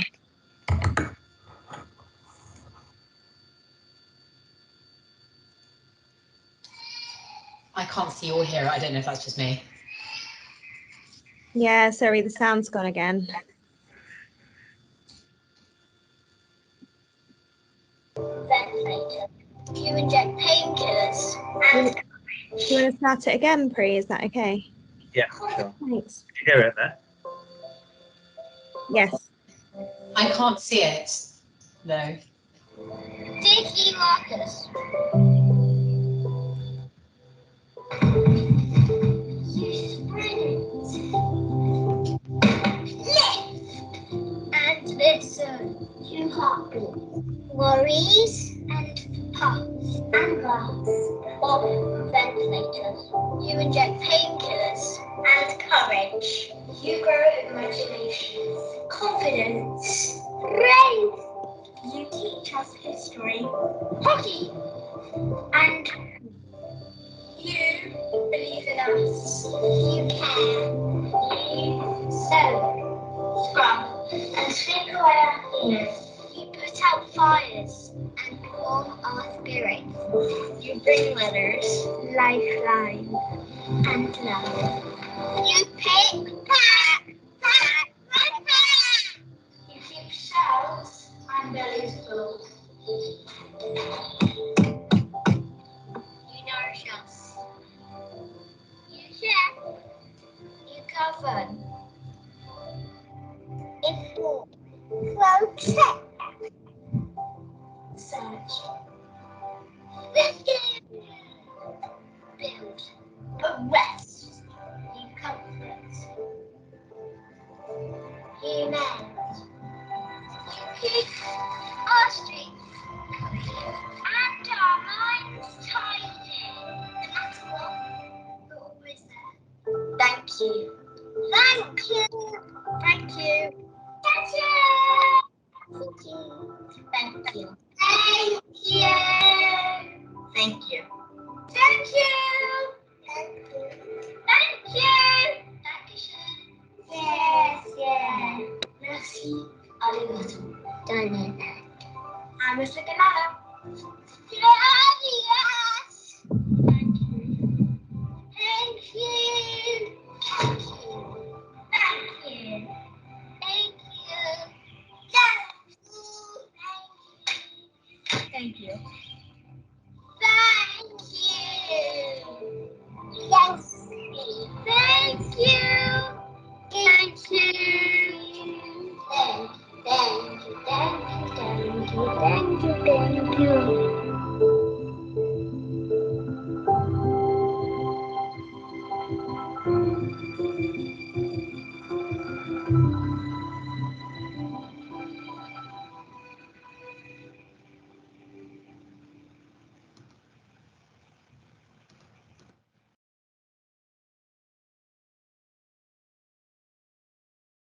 When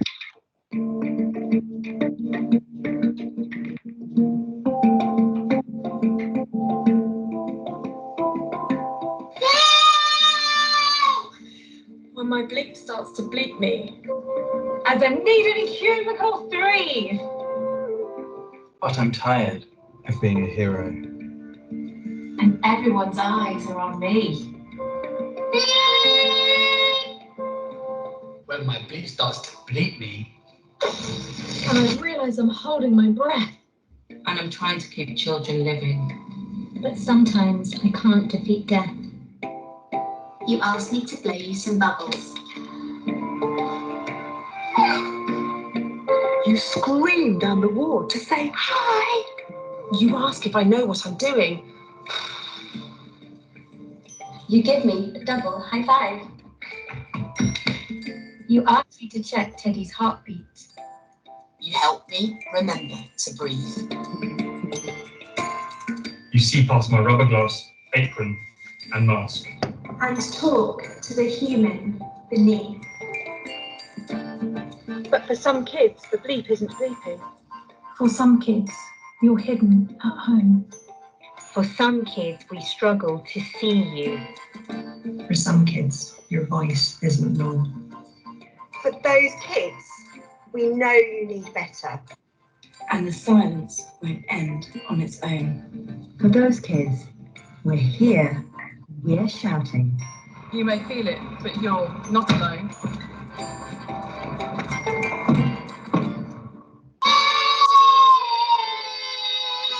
When my bleep starts to bleep me. I'll be solid. You won't see me sob. But I'm glad I can spend my time caring for you.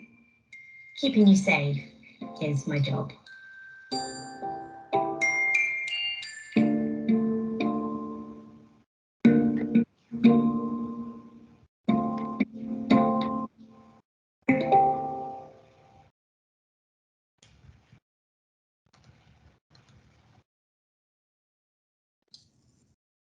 Brilliant. Thank you so much, Pri, for sharing those really, really powerful videos.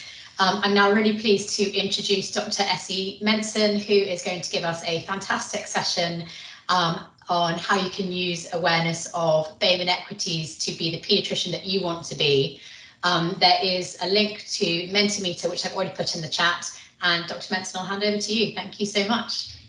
Thank you. Lovely to be here with you all. A bit tricky for being following on from those cute kids and wonderful professionals there in that video, but we have a very short 20 minutes together, so I'm going to signpost some things to you, discuss some things to you, but really would like you to perhaps think about this question, which I thought might be the best way to use our time together, thinking about how our awareness, our thoughts, our approach to these issues can help us be who we want to be. Tiny bit about me. So I'm a paediatrician originally. I trained in Bristol several decades ago. I worked at the Evelina since 2006 and became really interested in conflict between ourselves, families, and actually between colleagues as well. So I trained to become a mediator, and now I spend my time mediating complex cases and delivering training, and really good to be here with you all. Those of you who've logged on to menti.com already, thank you very much for doing so. We just thought we might just start with a few questions in that vein, actually. Let me just go on to that slide. Some of you have already started populating menti.com. You've got the code, and let's see what you've started to share. I'm just finding the right one to share. There we go. I understand you're sharing. It was working a moment ago, so let's just see if we can find the right sharing page. Anyone who can't get into menti.com, wave or shout out, and one of our very able team will point you in the right direction. So I can see that you're entering things. Let's see whether it's going to share. Okay. I can't see a code. Can you shout out the code for somebody who's just mentioned that again for me? Yeah, I just put in the chat, but it's 262-93984. There you go. Let's coming up now. 26293 984. Thanks very much. And yeah, thanks for those who are populating it. And you'll see on your phones that I've given you more than one opportunity to answer this. You may regard yourself as having more than one ethnicity. And this is something that, minor personal note, came up for me. My 3 children are mixed race, their father's Welsh. And I remember my son at the age of about 4 saying to me, my dad's white, you're black, so how come I'm called black? And that's always been something that's stuck with me, that sense of how we refer to ourselves, how people refer to us. And some of you may hate the BAME acronym, some of you may find it useful, all sorts of different views and perspectives on that. So really nice to just remember that how we see ourselves, how others see us, and what we like to be called really varies. But we thought we'd start with a nice word cloud of just seeing who's here. And primary reason for this is so that everyone feels included. This isn't just for Black, Asian and minority ethnic groups. It's for everyone. We're all here to be the best pediatrician we can be. And we wanted to just really emphasize that by having a lovely word cloud. The size of the word indicates how many people have used that word. So yeah, lots of British people, white British, Indian, Black, Caucasian, white other, all sorts. And I think it's always worth pausing and remembering that, this is just a label. We can label ourselves in all sorts of different ways. So important for us individually and collectively not to be limited and caged by the labels that we're given. Next question, a slightly broader one. If you'd like to, when people talk about BAME issues, what does it mean for you? Just spend a moment and reflect and share what you'd like to as to what the term is. I did a longer session a couple of weeks ago, and somebody says it drives me nuts when people talk about BAME issues because it means absolutely nothing. So just a bit of a free-for-all, have a bit of a mind dump and put down what it means for you. People assuming you're not qualified as your colleagues, absolutely, the sense that we're not as good. Inequality, come up a couple of times. Let's give you a moment to share some of your thoughts. Being underrepresented, the cultural misunderstandings and microaggressions that occur sometimes daily, and perhaps we're all beginning to notice, recognize, and appreciate more and see the impact of them. Let's just see, what did I miss? Recognizing your privilege as a white woman. And thank you for sharing that. That's a really interesting one. The privilege of being a white woman. Also, the privilege of perhaps being a white male, the privilege of being a doctor at all, the privilege of being in the roles that we have the privilege of doing. Not British. Inclusivity, we'll touch a bit on inclusivity. Racism at work. Prejudice, such a big and broad and powerful word that we'll touch on and hopefully reflect on in a way that we can start to think about how we can influence how we are and perhaps thereby influence how others are too. We talked about social health and health inequalities. Health inequalities being a really big topic. And I'll signpost you to a couple of things that you might just want to read about beyond this session in that regard, or you may have be quite literate in that already. Racial discrimination and not as privileged as others. Microaggressions coming up again. Not understanding cultural beliefs. The struggle for equal access, recognition and support. Ensuring that all people are given equitable chances and opportunities. A lot about privilege, racism, inequality. Thank you all so much for sharing these. I will, at the end of this, combine these slides with the presentation and send them all back to you so that you can take some time to read through what others have said. I understand there are about 99 of you on the call, so probably won't get through all of them. I'll just flick down. The word ignorance really jumps out to me. Discrimination. I think it's really good for us to have a moment to share and reflect and notice the similarities and the differences between what these sorts of terms and words mean to us. So great if we had more time to really dig into them, but it's really good to just get an overview of where you're at with these terms. Just on that. So the next question is, really thinking about racism in medicine that many of you talked about. Just looking at the 9 options we've given you, you can mark as many as apply to you as not. When people talk about racism in medicine, do any of these things apply to you? Do they resonate with you? Do you struggle to find time to read about things and the busyness of life? Is it something that matters to you a lot? Do you feel that you're quite widely read around these issues? Do you read the headlines and some reviews just to kind of keep abreast of it?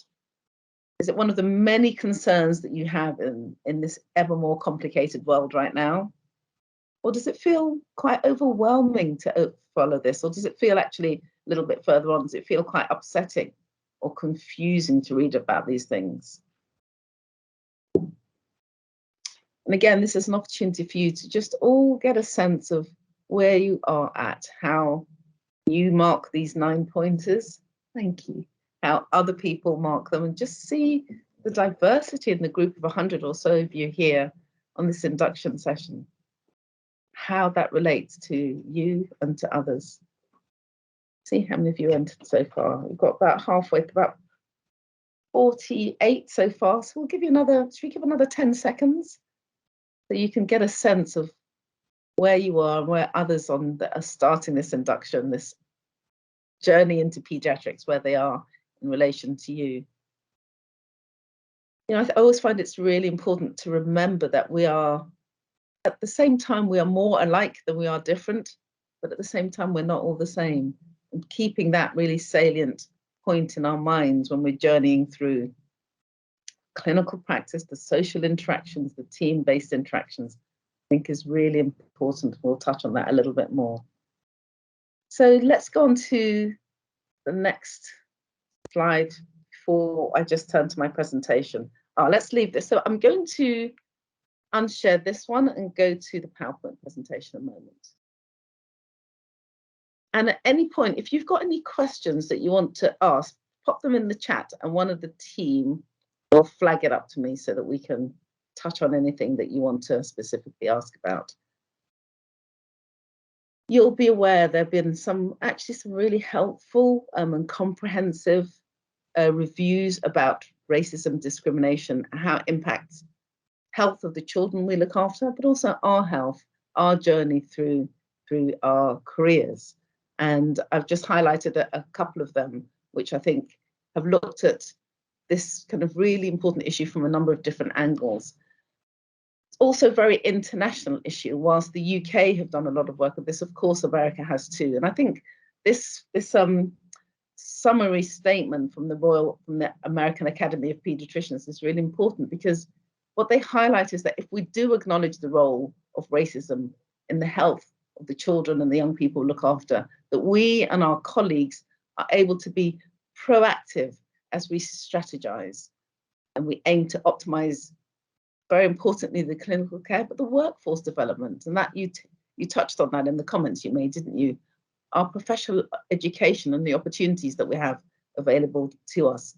The systems, the way the system works, the whole machinery works, and how we make sure that there is equity and optimization of the engagement that we allow every individual. And then, of course, research, not just the research populations that we work on and making sure that they're increasingly more representative, but also the researchers. And that all of this strategization is designed to reduce the effects of inequality and to improve the health and well-being of the children, the adolescents, the emerging adults, and the families. I think that's a really nice summary. I wanted to include this slide because you'll have seen, I think this is from last year, I think it's 2020 now. There was a BMJ episode, edition focusing on racism in medicine that you might want to just go back and flick through if you didn't have a chance to look at the time. And again, looks at it from both angles, the impact on children, babies, families, but also on ourselves. I'm including these slides, which I'm just going to put in to send to you so that you can, if you want to go back and look at the slides, you think about the impact of racism and inequality from all the different levels, workplace for ourselves, the NHS as an organisation, the research issues we touched upon, and the societal effects. I've included the reference list there that you can you can refer to if you'd like to read more widely. But in the sort of 15 minutes we've got together, what are we going to do with this huge, enormous topic that we can't only begin to dip our toes in? Well, what I wondered is whether it might be most helpful if we kind of focus on us, focus on being the change that we want to see around us. And I know this is a quote that's often attributed to Gandhi, have it on good authority that it doesn't come from him, but it certainly sounds like a sentiment that he would endorse with all his other writings and teachings. But a really nice, simple sort of mantra to keep in our heads. How can I, on a day-to-day basis, be the change that I want to see around me? And we want to do that because if we can focus on being the change, it stops us judging others. And when we judge others, it just closes our minds. It closes our minds, our potential, our capacity to actually effect change. It replaces us complaining about others to reflecting on ourselves. Why is that important? Because of course that's our locus of control, isn't it? We can mainly change ourselves. It's actually, sadly, really tough to change other people. But if we be the change, then we can influence other people in really sort of gentle but incredibly powerful ways. That's particularly important in the workplace when we're working with people with huge diversity, as you've all touched on, and when we're wanting to focus on the care and the input that the children and the families get. We want to make sure that these issues don't become additional barriers to optimizing what we want to achieve. So moving away from complaining, which isn't it's not a solution, to reflecting ourselves individually and collectively can really move us forward. And there's some lovely research to show how that's much more impactful and goes hand in glove with any activism that we might want to be engaging in. It also encourages us to act within the only sphere that we really can control, ourselves. And if we can do these things, if we can think about those three reasons, it really helps and empowers us and supports us in being the change that we want to be. I mentioned, the work done in the UK, the work done in some of the work done in the States, but also it's a hugely international issue. And there was a lovely series again from last year about a Maori medical student kind of chronicling her journey through her medical training in New Zealand. And one statement she made, which I was particularly compelled by and have thought a lot about, was this statement. And she said that as students are taught to reflexively interrogate their biases all the time. So if we switch back to that question I touched on, what I first thought when I saw that question is, actually, I don't think, I did train many centuries ago, but I wasn't taught to interrogate my biases, not even a little bit. And I just wondered whether you guys were taught that, whether you think it was part of your, not only part of your teaching, but also part of your practice now. So if you go on to the next question, how much does this statement resonate with you? And I just think it's such a powerful thing. I'd like to, if we can afford the time, to give you all a little bit of time to enter this in. And whether the olds like myself, I should perhaps log on and put, I wasn't even a little bit. And if things are changing, that's wonderful to see. It's encouraging to see if you feel that as ST1s, you're being asked to do that.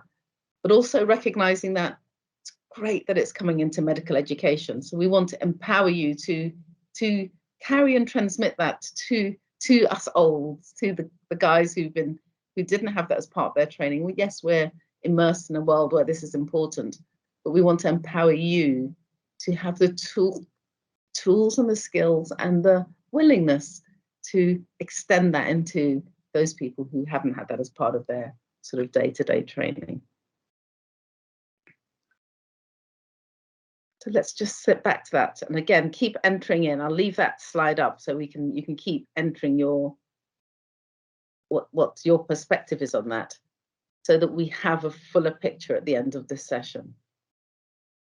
So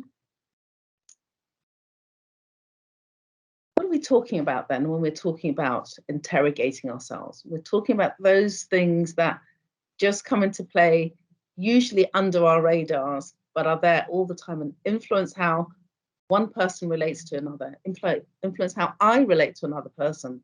Sometimes I'm aware of it, most usually I'm not. Those prejudices, the judgments that slip in sort of unnoticed.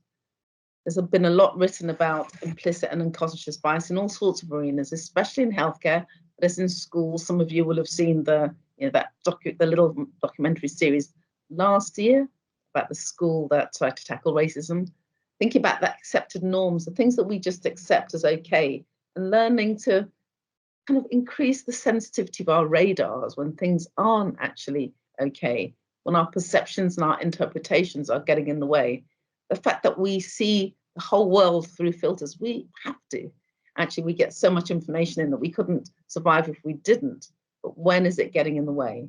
And as some of you touched on, those microaggressions that we're becoming more live to, more awake to, and thinking about. Because of course, it's really important to remember that the whole point of most of these biases is they are unconscious. So we have to be really eagle-eyed to just even ask ourselves the question and be open to the fact that we may often think, hang on a minute, I'm not biased, I'm not applying these in this situation, beneath our radar. So, you know, there's been some over the last decade, 15 years, there's been a lot of wonderful work by social scientists who show that we really aren't conscious of these things. And actually, we're almost more dangerous when we think we're not biased and when we refuse to accept the fact that there are stereotyping, judgments, etc., that are going on beneath our radars. So in that regard, then, this is another article I'll signpost you to that you might want to look at. I have to say, as an infectious diseases pediatrician, I was particularly interested that this was being addressed in, you know, particularly in relation to bloodborne viruses, but a whole spectrum of aspects of healthcare that we need to be mindful of. This infographic, I think, is really useful, and you might want to look at it in more detail later. Just thinking about these 7 elements of unconscious bias that are very much at play for us all every day, and of course relate to issues of how we see, how I as a Black person might see white people or other Black people, Asian people, and how it's not a one-way street. It influences how all of us relate to each other. The more we can be aware of this, the more we can act in a way that it minimizes that discrimination, the inequality that's at play. Thinking about confirmation bias, how we actively seek out information that accords with what we already feel. Affinity bias, how people who are like us, close to us, our friends, we admire, how we see them in a different way, and we're biased in that regard. The social comparison biases and all those other biases, all slightly different, and influence how we interact with each other. And we may observe them, especially around racial discrimination in the workplace. There's something about gaining a vocabulary and how we're going to be able to just gently and encouragingly shine a light on these things so that it can be addressed more effectively. Just give myself a quick time check. So remember that most people do feel that their tribes are better than others. And we may have been taught otherwise, you may increasingly be being taught otherwise in your medical education, but we need to really be mindful of that. And whilst we want to be evidence-based practitioners, we want to also be aware that there may be ways of our thinking that cut across and minimize the benefits of our training and the evidence space. We really want to be thinking about diversity in a way that we can embrace it. There's a book that I'll reference here by Matthew Said, who essentially talks about how being diverse and increasing our diversity, not just demographic diversity, but cognitive diversity, does produce an uplift in the collective intelligence. And that's what we want, isn't it? When we're managing families and children, we want to have that collective uplift so we get the best outcome we possibly can. And I think as we're closing, that the gateway to this is trying to really alive and maintain our level of curiosity, and using curiosity as a gateway to asking questions of ourselves and our team. What are we doing with families? Are we assuming that they've got a health literacy? Are we requiring them to have one? Are we stopping to think of our blind spots? Are we falling into groupthink? Are we favouring some people and not others? And just keeping these questions in our mind, because we need to be kind of humble enough to remember that we do not have all the information at any given time. However, as paediatricians, as doctors, and as seeing these people, we tend to behave as if we do. The reality is that there's a big pool of information and we only observe some of it. And from that, what we observe, we then interpret and then come to conclusions. And being aware that that is not the whole picture is really helpful in helping us not to fall into this groupthink box that can shut us down and can allow us to be as prejudicing of other people as we might be subject to. So I guess I close with this slide, which reminds us to try and be curious, and that light, perhaps going back to those films we just watched, that sort of childlike way, being curious, asking questions, trying to engage compassion with ourselves and with other people whenever we can, looking to have care as that central point for ourselves, for our colleagues, for the patients, the families we're looking for, but having the courage to ask tough questions of ourselves, of our teams, and a commitment to try and improve things in the way that does produce that uplift in collective intelligence. And as I said, I'll send you these slides so you can use these 5 ways to challenge yourselves on a regular basis, thinking about what you're able to do, what other people might do better than yourself, how we can be honest and open and encourage positive change. I'll send you these slides so you can take these questions away. And thank you very much for spending 20 minutes with me on this incredible topic. Thank you so much for such a powerful and inspirational talk. It's been amazing to have you join us today. I'm really, really grateful. And thank you. We can definitely get the slides sent out to everyone afterwards as well. So thanks again. Thank you. If anyone has any questions, then please do feel free to get in touch and we can pass them on to Essie, or you can email her directly as well. I think in the interest of time, we're going to have to move on now. So our next talk group from the London School of Pediatrics, I think there were some technical difficulties earlier, so she wasn't able to join, but I think she's with us now. Hi, can you hear me? Yeah. Brilliant. I'll try and share my slide quickly. Perfect. Thanks, guys, and sorry for the technical difficulties before. Can you see a slide? Yeah, yes, are you able? Brilliant. So you've heard from Nisha about the Trainees Committee, which has several subgroups, and within the Education Plus subgroup sits an academic further subgroup. And we really passionately believe that research is not for the isolated trainees who are in some sort of integrated pathway anymore. It's really for every single one of you. Your new Progress Plus curriculum places even more emphasis on research skills. You'll see that there's quite a few competencies to achieve there. And just simply beyond that, I think every one of you at some point will stand by the bedside and think, why am I doing what I'm doing? Why is this trust doing it different from that one? Am I really following the right evidence here? And I think trainees are really ideally placed to identify what matters most to our patients. And I think we all have to be drivers of research. So the vision for us as a subgroup is that every single one of you will become research literate at the least. Hopefully everybody will participate in research and many will become research leaders. So there's quite a few projects that we're running as a subgroup. Click next. Please note also our contact. Oh, I think you might have to give me control now. Next. Sorry, can you see this? Yeah.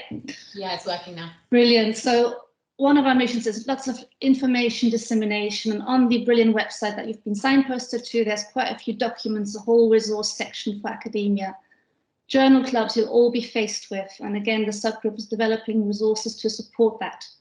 We're bringing a really exciting new course that's probably going to start early next spring, realistically, that will run online and really focus on practical academic skills that are relevant to your daily clinical work. So watch that space. I'll talk about the REACH network in a moment because that's a particularly exciting thing. But we're also all about mentoring, not beyond the pediatric families. We also want to link up anyone interested in research with others. We're running quite specific events for those who are not only applying for research fellowships, but also those who are just interested and want to find out more what these interviews involve, how to prepare for them. And similarly, for those who are already in academic clinical fellowships or are interested in those, there's lots of events going on there that we agree. And finally, we're also monitoring the progression of academic trainees as what happens after you've done a PhD or an ACF. But most importantly, I want to quickly signpost REACH. This is a really exciting project that has come out of this subgroup, but now is held separately. And we're setting up a bit akin to existing networks such as REN or PRAM, which you might have heard of, or the London-based NeoTrips, a really pan-London, truly trainee-led pediatric research network, where trainees will propose, carry out, and analyze multi-center projects that will be on the spectrum between research and service evaluation projects. And I really would like everybody to get involved. This is for every single London trainee. There's a central committee that has been set up, but we're very keen for more people to join if you have the capacity and interest. Very critical will be the local trainee, and this is where every single one of you will come in. At every single London trust, we'll need a lead trainee who's going to be the contact point, and everybody will eventually, I hope, be involved in data collection for REACH. And then specifically, if you have a project in mind that you think, this might be for REACH, get in contact, because we're also looking for specific project leads. So REACH will launch with the first pilot project in March. So once you've gotten through your first rotation, watch out for the space and get ready for REACH data collection.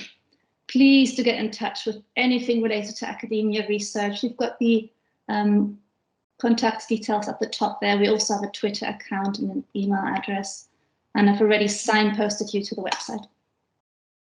Thank you for your time, guys. Thank you so much for joining us, Eva. That's really useful. And like Eva says, get in touch and make sure you get hold of those resources which have been signposted. So we're now going to move back to our Surviving ST1 presentation. So I'm going to hand over to, So what qualifies us to give this talk? Well, probably very little. The fact that we have both managed to survive ST1 and that we're still alive and happy and talking to you today are probably just about what qualifies us to give you this talk. So we thought about what this talk should be about, and this talk probably should be, but isn't, about the following things: about work-based assessments and starting them really early, about booking your annual leave and study leave early, about your ARCP, about your courses, your research courses and child protection, and exams, and taking advantage of all the opportunities. But I think you've heard loads about that already. A lot of it is in the resources, the handbook and the YouTube channel that we've made for you. So this talk is about absolutely none of those things. Instead, we're going to talk to you a little bit about neonates and a little bit about general peds and our top tips for surviving your first year as a peds trainee.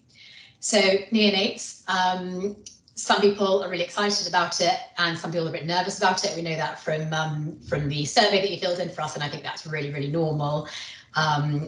And it's lovely to work with cute little babies, but we've put together our, also I've got an alarm going off in the background.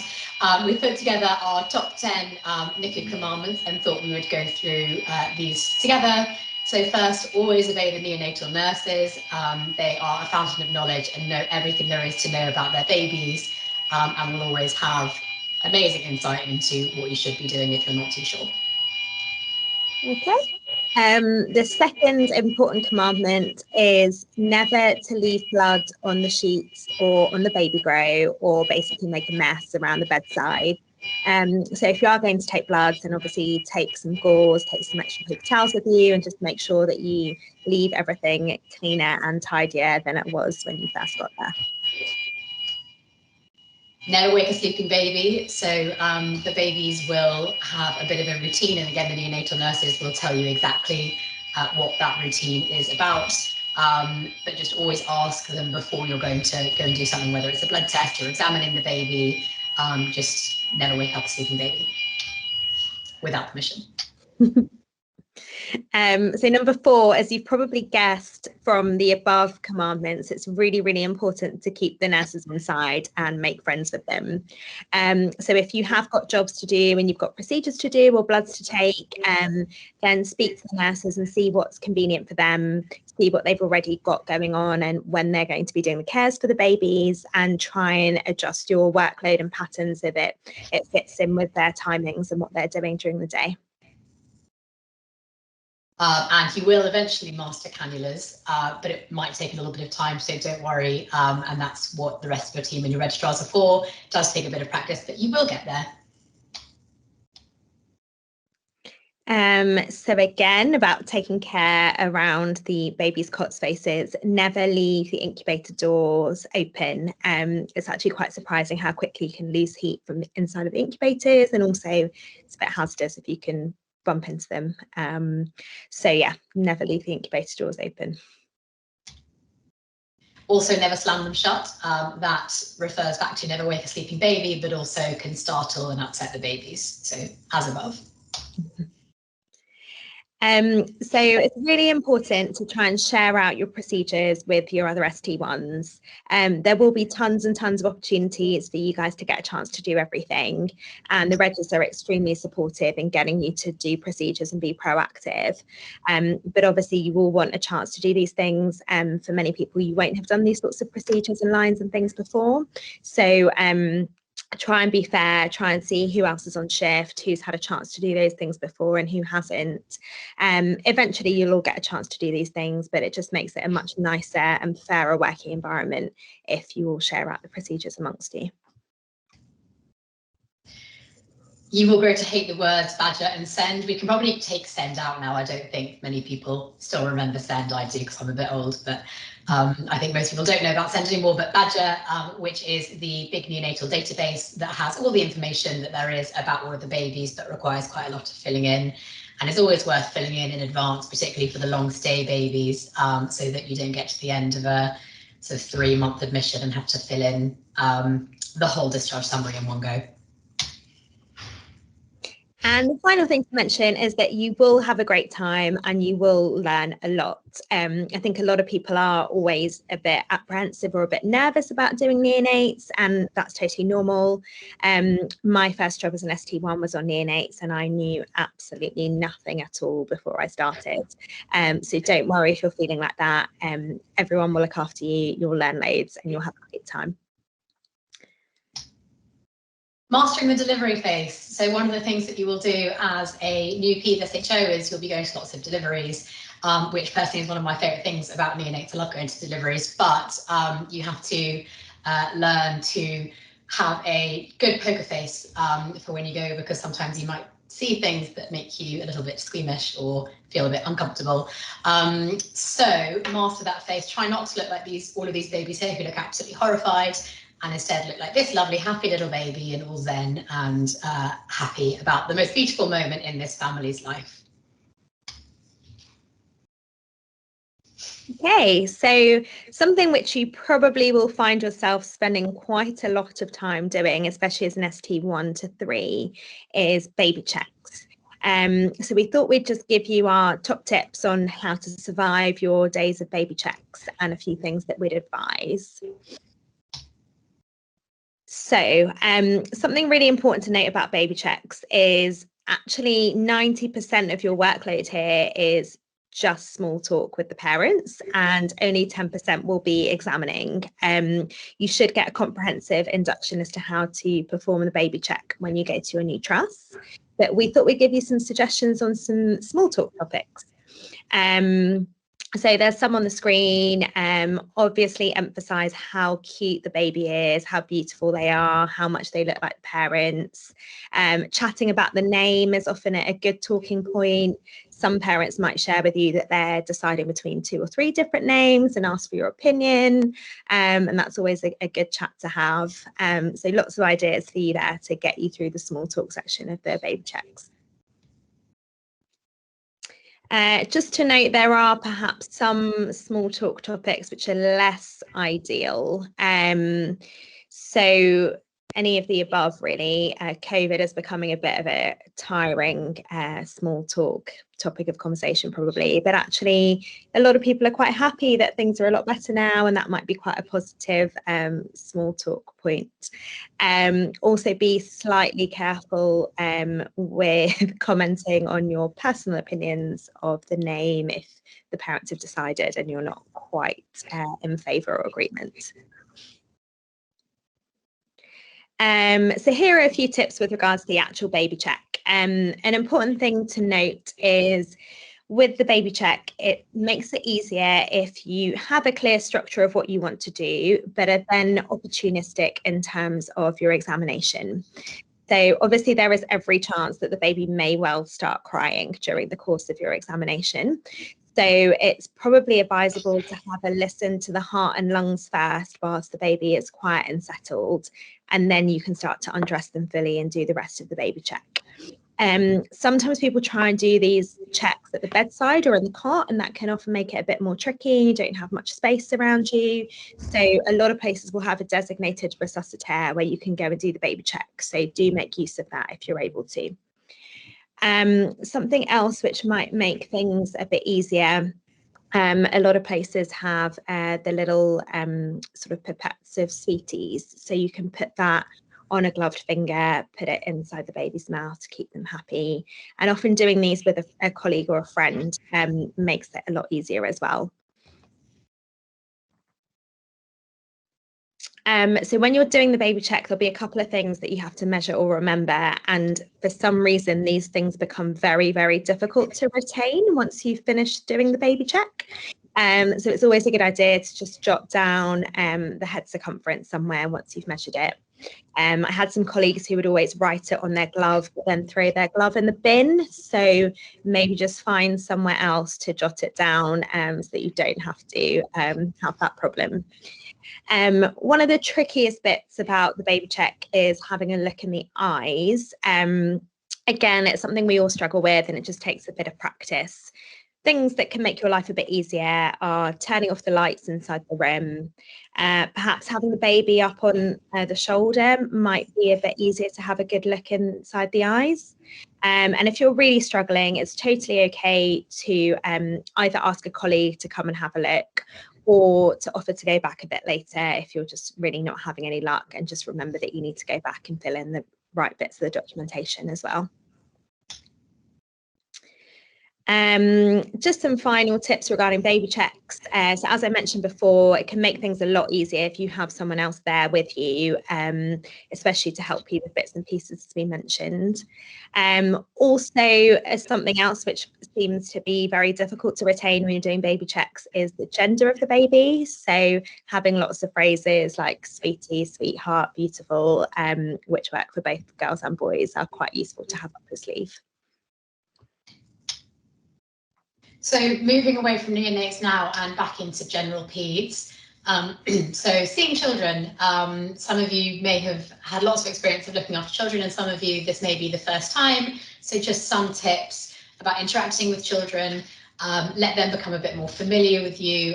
They like to play with the stethoscopes. You may have a little toy or something on your lanyard. Always important that it's wipeable so that it can be cleaned in between, but let them have a little play.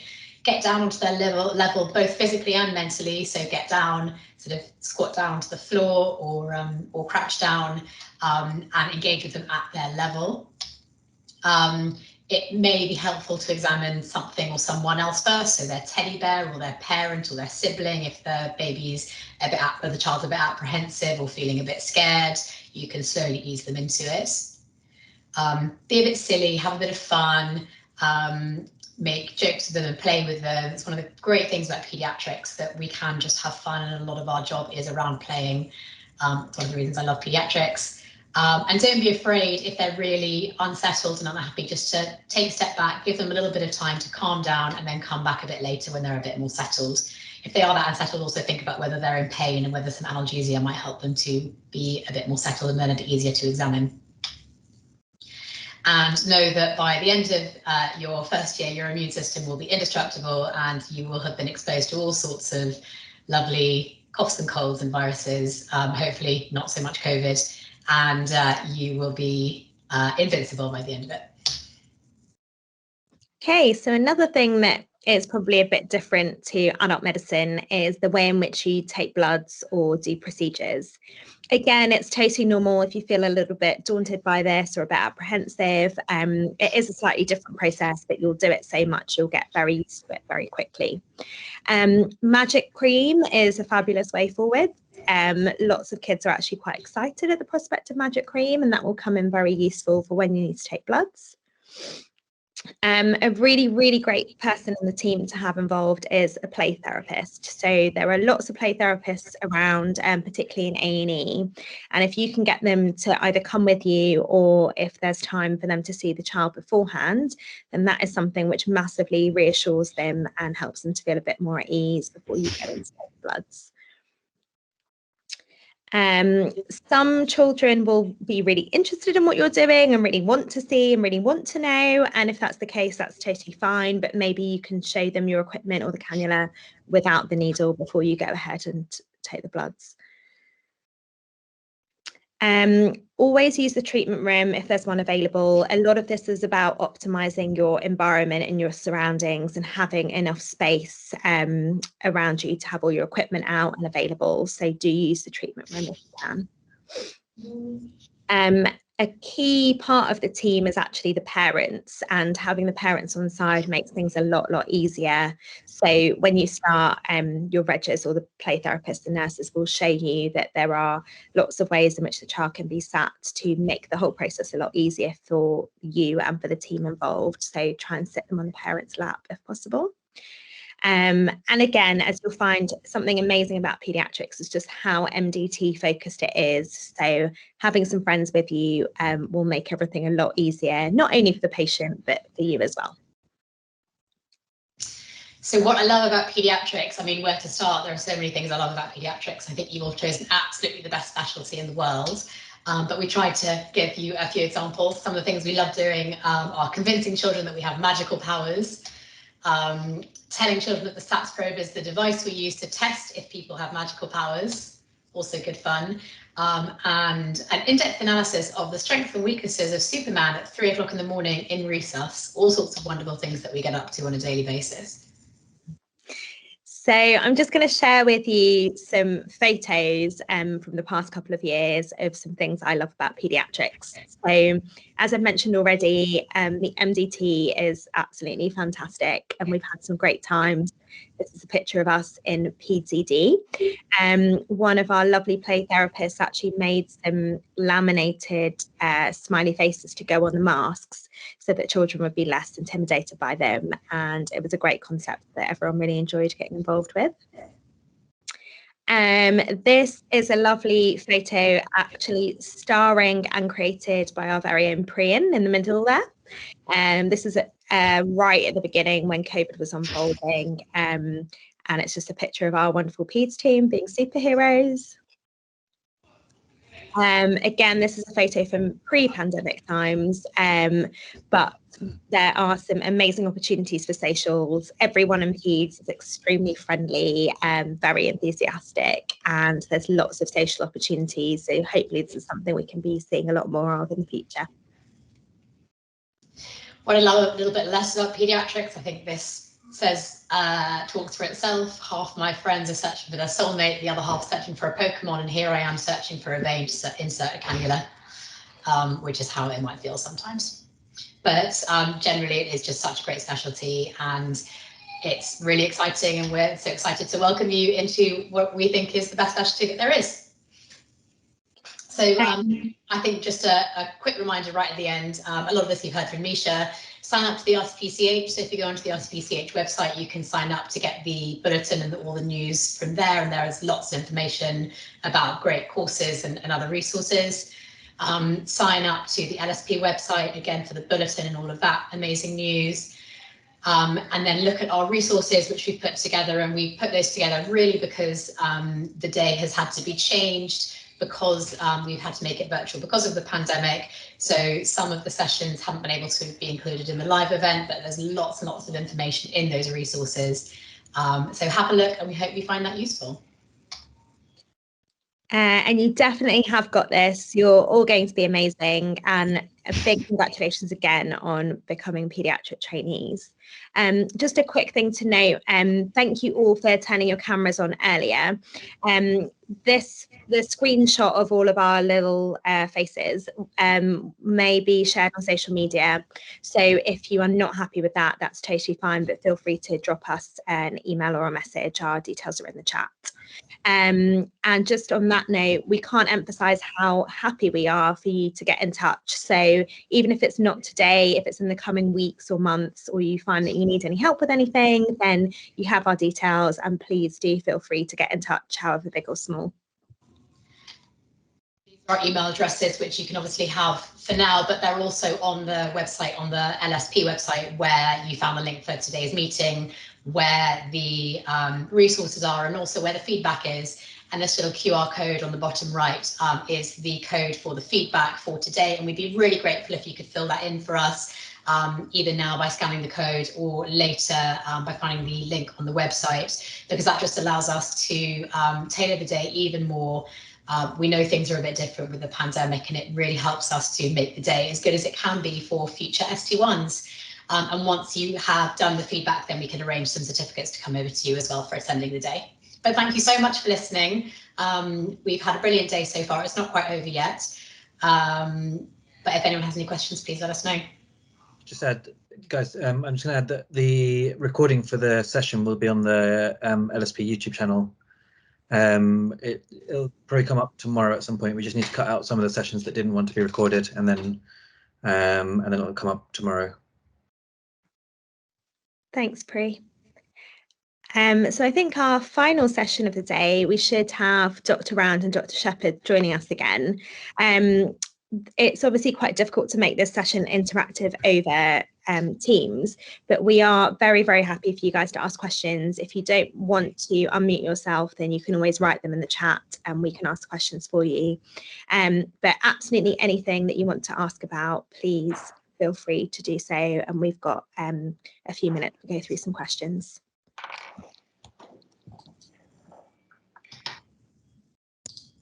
Welcome back. Thank you. Hello. Yes, Great morning. busy morning. I hope it's been good. And there's Ruth as well. Did you get your slides to work, Ruth, or did Pri do them? No, my computer's playing up a bit that time. But anyway. Okay. But here we are. Okay, so we can take lots of questions. You've got Ruth, you've got myself, Sarah, Mumtaz, I think Anne's still with us as well. Thanks, Anne. But yeah, either unmute yourself and ask, or you can whack them in the chat line. As you can, I say that, Mumtaz, can everyone access the chat line? They should be able to, yeah. Okay. But again, just drop Sarah or myself or Pri an email or a text if you can't. And chances are, if you're thinking it, lots of other people probably are too. So don't be shy.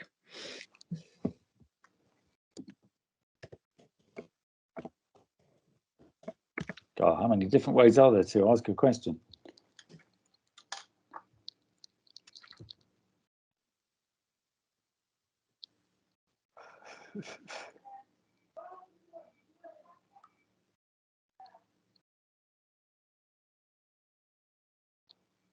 There don't seem to be a lot of questions there. Is there something going wrong with my feed, or we just have just totally bamboozled everyone with info this morning? I understand that it's recommended that we have 4 hours of SPA per month. Is this correct for all grades? That's a really good question. I just wondered if where would we find that information out? That's a really specific question, Alexandra. What are you going to do with your SPA? It sounds like one in the Gold Guard. Ruth, are you aware of this at all? So I know it's a training recommendation, and it's not uniformly implemented across all the rotas. What does that mean? Just yet. So it's things like whether you actually have a timetable bit for audit, or you have an afternoon sometime in your rota that is labelled as SPA. I think I don't know Anne what Anne's doing, but in our trust, it's not necessarily labelled as that per se, but I know that I think the BMA in particular are pushing for that. I think it would be worth checking with your own department how they are allocating your teaching and training time, because sometimes that is allocated in a different way rather than obviously on a timetable, and sometimes it's stuff that you then take by saying, I would like this time to do this particular opportunity. Anne's going to come in now. All this stuff, because it was all like asterisks, so I don't need to. And go ahead, you're muted at the moment. And then diagnosis, I ended up putting in GBS. Okay, still muted, and you've got your hand up, and you've also. I was just going to say, I think Alex, you're going to be at West Middlesex, and this is a perfect example about something that's aspiration at the moment. We haven't got it embedded in our timetable, but as our SHO rotas move, this is a great example of something that will come from trainees that we start to then incorporate, and within 6 to 12 months with us, you can see that kind of move on. But my understanding is that it's currently aspirational, but we'll be moving towards that, and I suspect most trusts are somewhere in that group.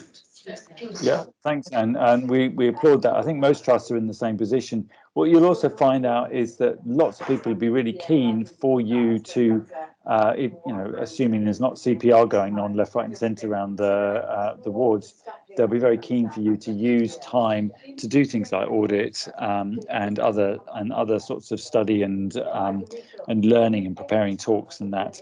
But just make sure that you keep in touch with your team. Don't just kind of disappear off and do that. Say, look, I've got this talk coming up next week. Is it all right if I spend a couple of hours doing that? And assuming everything's okay, they'll be absolutely happy with that. You can also approach your educational supervisor and get some time for it that way as well. So there's lots of options, but mostly, I mean, we work as teams, very closely as teams. So, we're all kind of signed up to this. We've got a joint workload. We've also jointly responsible for each other's training and non-clinical activities. So it's important that you talk to other people in the team who will also be in the same boat as you. So, Alexandra, I think that sounds is that hopefully that answers your question a little bit. Yeah. Yes, Okay. I agree with what you just put there. Yeah. Okay, lovely. So then we've got quite a few questions coming in now, which is great. One which says, how often are the LSP or RSM teaching events? So the LSP teaching events are actually at least weekly, sometimes twice weekly, sometimes 3 times weekly. And the timetable is on the LSP website. And then the past talks are on the YouTube resource, which is absolutely fantastic. It doesn't matter how old or young you are. I've learned loads by listening into those. The RS, and they're kind of showing us where it is here. Amazing. And the RSM talks are monthly. They were originally designed for those who were going into middle grade, but actually anybody can join them when they are remote. I think it's just worth thinking about what's going to be the most useful thing for you. And I sort of tie that in with the next question, which is where's the resources for MRC-PCH? Because if you haven't got your exams, it's going to take a reasonable amount of your time and effort to be revising and working for your exams. And I think the best resource is actually often your colleagues who can tell you the books and online sites that they used. Your consultants will be helpful, but to be honest, most of us have done our exams quite a few years ago, and we might teach you the generic skills, but there's a slightly different skill set that you need now, particularly with more online exams and a slightly different emphasis than that which we went through, but we're very happy to teach you, and nearly all sectors have got clinical teaching locally, so that you can actually get sort of hands-on teaching in smaller groups from experienced consultants as well. And it's probably also worthwhile pointing you towards the MRC-PCH revision site. Pri, do you want to flick that one up as well? Yeah. And because this is site put together by the School of Peds, and hugely popular worldwide actually, but it's basically examination and techniques, and also it is examination techniques and how what's going to come up in the exam. So have a quick look at that web address there. It's very easy to find. If you just put in MRC-PCH Pediatrics, you'll get an awful lot of resources in there as well. So that's another good resource that you can use for that. Most trusts will have some sort of MRC-PCH teaching because that's done in-house as well. And so anyone coming to St George's, we have once a week teaching, which is kind of lecture-based, tutorial-based. And also when it comes closer to the time, we also do clinical teaching too. So yeah, lots of help. Bree, do you want to add something about exams and resources? There's quite a few questions about that. The Trainees Committee as well do a London-wide tips and courses and mock exam and ACE the clinical MRC-PCH evening. So if you subscribe to the newsletter, you'll get all the information about that, or just check on the LSP website. It's all there. Okay, we've got a question about Peppa Pig. Peppa Pig is not essential to being a paediatrician. I'm totally with you there. The only thing below Peppa Pig, in my estimation, is Let It, whatever it is, the thing from Frozen. I just can't stand that, but it doesn't matter. It's my patients I really care about. So if they want to have Frozen on, or Frozen 2, or Peppa Pig, that's fine. Octonauts are my favourite at the moment. So do look at that. Paw Patrol, not quite so keen on that, but there we go. Paw Patrol, but there we go. Lots of people seem to like Paw Patrol. We've got a serious question about annual leave and study leave. Who wants to take that one? So in our trust, you have got certain parts on the rota in which you can apply to have annual leave, which are basically your short days. And what I would say is speak to your colleagues, because you may want to have leave during a different part of the rota, and it may be possible to swap your bit of the rota. The BMA contract has many advantages, but one of the disadvantages is that you get paid exactly for the hours that you worked, and HR are very concerned that you follow the BMA rules. So it can actually be quite difficult to work it out, and it's not that anybody's trying to make life difficult, it's just that it's an exercise in being equitable and fair.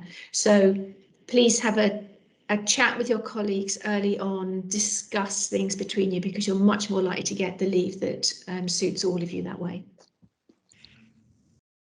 I think that's a sort of general point there. So all of these things are in the contract, there, study leave and annual leave, but actually how these are sorted out does vary from trust to trust. But you do need lots of annual leave, and you'll need to take some study leave courses and things. Okay, we've got a question now about the new curriculum. Very good. Oh, sorry, just before that, Anne, you've got your hand up still. Is this a legacy hand, or is this something we're going to add something to the discussion?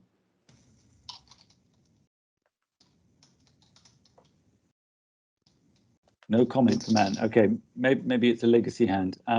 So just at the moment, you're probably aware that we've got a new curriculum coming. So all of the Royal Colleges have been challenged to respond to the shape of training ideals, and so our college is doing quite a bit around that. In fact, we're probably well ahead of most other ones, and have come up with this concept of the future paediatrician. I'm not sure what the future paediatrician is, but you're probably all on this Teams call at the moment, which is quite exciting. So they're releasing kind of new stuff every week. So keep an eye on actually what's going on the college website, because there's quite a bit that they're doing that. As a School of Pediatrics, we're trying to produce training rotations that actually allow the future paediatrician to grow. And this is by no means terribly simple. There will also be in the next few years a transition to the new curriculum. In Maine, and you will be involved in that. So in the big changes, the sort of headline changes are, first of all, that the training program will shrink from 8 years down to 7 years, and you'll transition to the middle grade rota slightly earlier. than before. I mean, it was quite clear that a lot of our trainees were very ready to move on well before the college curriculum allowed that to happen. So the question is all around how rotation is going to be allocated after ST3. I'm not quite sure at the moment is the answer, but that's something we're working on very actively at the moment. We had a very productive look at actually how that would be done indicatively yesterday, but you will be hearing probably in the next year about exactly what these are going to be looking like. So we're refreshing a lot of our posts at ST5 to 7 so that they're much more relevant to future consultant jobs. At the moment, there's lots of jobs that were either overly general or claimed to have specialty in them but didn't really have the right sort of specialty. And so that's the sort of thing that we'll be refreshing in that. Ruth, did you want to add anything to that? I just wanted to just add that on the whole, for the ST3 and ST4 years, what we can say is that by the middle of ST3, we expect all the trainees to have done a tertiary neonatal post. And our aim is that everybody moves to a middle grade rota by the end of ST3 and for ST4. It's actually really complicated to do this, and I've just sent off my latest draft version for everybody to look at amongst the training directors this morning. But once we have got ourselves to the point at which we can show you the rotations and we can talk through what our thoughts are, then that's the time at which we would really like your input to try and tweak them, particularly those of you who are going to be most affected by it. Because whilst it's fantastic that we get the input from people like Muntaz and Sarah and Pri, we really need you to be part of the process because it's fundamental to us getting it right for everybody. Yeah, thanks very much, Ruth. I'll just try and pick up a few of the things just going through, because I think a number of them have fairly quick answers.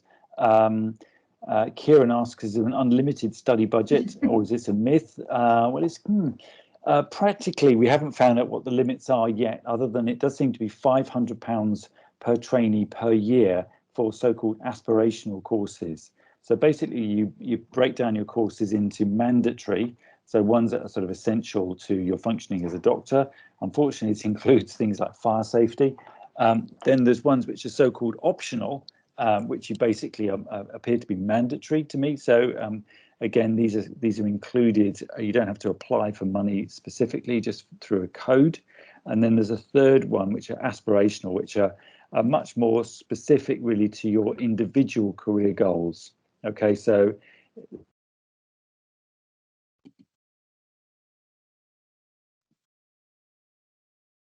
oh, he's gone. Okay, so I can say that for most of the courses, you apply via your. We lost you for a minute, Jonathan. But for most of the courses, you apply locally via Intrepid, and it should in no way involve the School of Pediatrics. There are a few courses that are aspirational, and by that means courses that are theoretically abroad or not the standard courses, and those do require approval from the head of school. So those you get onto those through your educational supervisor. It's very unlikely you'll need to do any of those in the next few years, but you probably will almost certainly need to do them before the end of training. So that's the first question there. I'll come back to the question about swaps. Actually, we can answer that. Can I do that? Can I do that one? Yeah, go on. So talk swaps. So if you, so quite rightly, swaps, not direct swaps. But if you are interested in, say, doing paediatric cardiology, please email your relevant training program director. So if it is NCEL, email Olu. If it's NW, please email Khadija. And if it's South London, please email me. We will keep a list, and you can email your request from today, although clearly it's unlikely that you would not, that any paediatric cardiology post is going to be coming your way until at least ST2. I'm not sure if that question, Michelle, referred to swaps of rotations or swaps of actual shifts, that's all, swaps of shifts are all done locally. Of course, they are allowed, but they have to be kind of sensible for you. The problem with swaps of placements or rotations is that there may be things that you're not aware of as from your position, either for yourself or for someone else, which means that a swap might be actually deleterious to you or to the person you're trying to swap with, and they may not realise that either. So we're always keen to have training programs that really meet the needs and the aspirations of our trainees, but definitely has to go through the TPD to see if there's actually a possibility around something different. And the best way to do that is to do it some way ahead. So lots of notice, please. And then, as Ruth says, talk to those certain people. So I hope that answers your question, Michelle, and who to contact. Study leave for exam revision is Alina's question. It depends on the trust, actually. Some places allow that. They don't have to allow it. They do have to allow it for courses, but this is a local HR practices rather than a school thing. But some places, not many, actually allow it. Do you know where it tends to allow it, Ruth? Or perhaps we should talk about that because I can't remember either. So I think it varies. I think if it's your first exam, often they don't. But I think if you are having some trouble with exams, people might let you have some time. But speak to your tutor and you'll find out. Yeah. Ola's question was just around NLS and APLS. Those are both mandatory courses, so they're kind of automatically funded. And you're quite right, get booking early, okay? Get booking early because they are needed and you might have to do so. There's been a bit of a bottleneck. Guess what? There's been a virus circulating around the world that's affected things in there. So book early for those. There's another question just around EPLS and APLS. Both are absolutely fine in terms of your kind of ongoing accreditation. I think you have to do those every 4 years. It used to be EPLS was a day shorter, but I'm not sure it is anymore. Does anyone know, Sarah? I think it is shorter, but they both give you they both give you resource training, and they're both more than adequate. And not getting on a course is not an issue for ST1 because we do know that it has actually been very difficult to get on courses, but we're hoping in the next year or so that availability will open up. So just keep on applying and seeing when you get a post. I think from memory, the difference is that EPALS doesn't include the trauma that APLS includes. I think that's the difference. Okay. So, but both are absolutely fine. Sanandani asks about APLS and whether the one being offered by the trust counts. Well, it should do as long as it's an APLS course. But they might be just saying that it's like an advanced resuscitation course. But just check it actually meets the criteria for those, and then you should be super duper fine on that one. Can I chip in there? So most of the ST1s, most of your trusts will have a short sort of sim session around the time of your induction. That is really just to show you the way around the department, and that does not count for the purposes of APLS or NLS. It's just really a patient safety briefing. Yeah, so these courses should be 2 or 3 days long, okay? That's the sort of thing. If it's an afternoon, that is not suitable. Okay, let's move on from resus courses. Hopefully that's answered most of the questions. Thank you, Sarah, Mumtaz and Pri, for putting in loads of resources and answers as we've gone through. That's really helpful as well. There's just there's a question here about fast tracking. It's an early day to talk about fast tracking, but a legit question. Again, on the website, there's a whole load of bump on that. You can complete the minimum time you can do level 1 in is 24 months, whole time equivalent. Okay, it is a competency-based curriculum. So if you've completed your competencies at 24 months and want to so-called fast track, you have to apply to do that 6 months before you want to actually fast track. And then we look at your portfolio at ARCP to see whether that's a goer or not. But so it is an option, and will remain an option for the foreseeable future.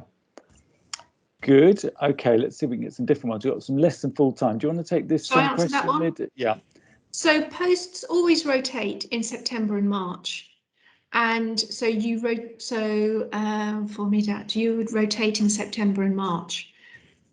The issue a little bit further along comes in that you are often going to be slot sharing, and actually for experience purposes, depending on what percentage lesson time full time you're working, you may need to do a longer period in months training rather to make up your whole time equivalent 24 months. So say you were working 50%, you would need to be working for at least 4 years to get your two years whole time equivalent.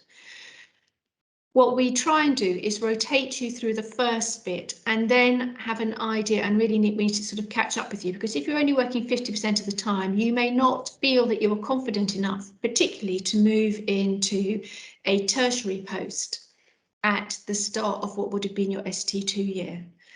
And what I would say is that for the less than full-time trainees,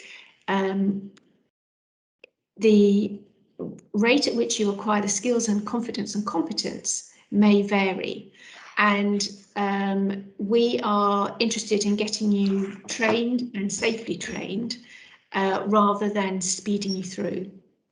But we will ensure that you achieve and have exposure to all the required elements of your training program. I hope that answers the question there, but I think the important thing is that you have to talk a lot to people, because less than full time can be really useful for people to get to help them in their training and to help them in their lives, and to get some sort of balance there. That's really good, but it definitely messes things up a bit, because I mean, between you, me, and the entire ST1 induction group here, actually default seems to be working 48 hours a week, and that doesn't suit everybody. So we're very keen to make it flexible so it suits you, but that does add complexity to it. So talk to lots of people and try not to make too many assumptions in that. But welcome anyway. Okay, so we've got a question for you, Ruth. I can't say a better question than, how are ST3 rotations and trust allocations decided? Okay, so honestly, at the moment that hasn't been agreed, but just prospectively, if you look at the rotations we are trying to work on at the moment, there were a couple of main areas that our current trainees had asked for if we could do that. The first was to have something called longitudinal educational supervision, so that you would be in a reduced number of sites, but for a longer period of time, so that both parties get to know each other. And the second thing is that they would find it quite useful to go back to their to the DGH in which they started ST1 when they restart their middle grade. So at the moment, what we would probably be looking at is that if you were, for example, in my, and I'll answer Alexandra's question as part of this, if you were at my class, which is St Helier, at ST1, we would be trying to see if we could get you back into the St Helier middle grade scheme, and then work out which are the tertiary posts that go with that. So ST3 will now be the year at which the majority of people are transitioning to become a registrar. By the end of ST4, under the new programme, you would need to have passed all of your exams and demonstrated independent working at middle grade. But remember, at the moment, we're still in the old programme. Yes, you will definitely be allocated training posts in London. Yes, if you are in South London now, you will remain in South London, and if you're in North London now, you will remain in North London. We're working really hard to marry up level 1 and level 2 posts, but make them a more cohesive unit. Thanks, Ruth. You've got through a lot of stuff there. Let me just try and pick up some other ones here. So Roxana's wondering about the training post program changes in September 2023. It's changing. The time it's changing is changing as well. So we had been told initially September 2022, but it looks unfeasible, especially with the pandemic going on. I think, you know, that's probably more reasonable that our new ST1s starting in September 2023 will be having on new look rotations. So it may not affect you at all. But on the other hand, you may be able to accelerate into slightly earlier than you would have done in the olden days because the new curriculum is around. And I'm sure you'll be on new curriculum stuff for what's going to be called level 2. So it's ST4 and onwards. Sorry, ST5 and onwards. Okay, so it's a really difficult question because you're definitely at a kind of crossroads. To be honest, though, if you think, oh, this is bad, it's already uncertain. The NHS is all about change. It's a constantly changing thing, and you know, people say the only constant is change. It's very true. There's always something changing in either the hospital environment or the hospitals you work in. And it's one of the things you just have to get used to as an NHS employee. And we will try and do our very best to make sure it all smooths out for you and that you don't lose out and get all the best opportunities because of any changes.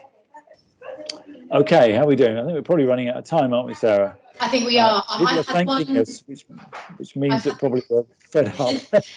I've had one last question come in to me via message, and Pri, I think you were just going to share your screen just to show where these are, about the minimum number of level 1 capabilities and assessments that need to be done during ST1. So this is all on the LSP website, but just to show you what you need to achieve during each year, but also then during your level of training, and that's all available there for anyone else who wanted to know. But I think that is all of the questions. We have run over just a little bit, I think, or maybe we're just to time. But so I think we'll draw the day to a close. I wanted to say just an enormous thank you to everyone, to all of our amazing speakers, everyone who's given up their time for today. I think it's been a great day, and I hope that it's been useful to you. We would be really grateful if you could give us your feedback so that we could can improve the day going forwards. Absolutely enormous thank you to Mumtaz, who is a legend beyond words and has made today just the fantastic, huge, wonderful success that it always is. And to Pri, who's made all of the technical magic happen. It feels like it's been a great morning, and I hope it's been helpful to all of you. Any questions either later on today or going forward, as we've said, our contact details are on the LSP website. Please get in touch anytime, now, in the next few days, months, years, anything is fine. We're always here if there's anything at all we can do. But enjoy it. You've joined the best specialty in the whole world, and your training is really exciting and going to be amazing. I don't know if anyone has any last comments, but thank you so much. I've had a great day too.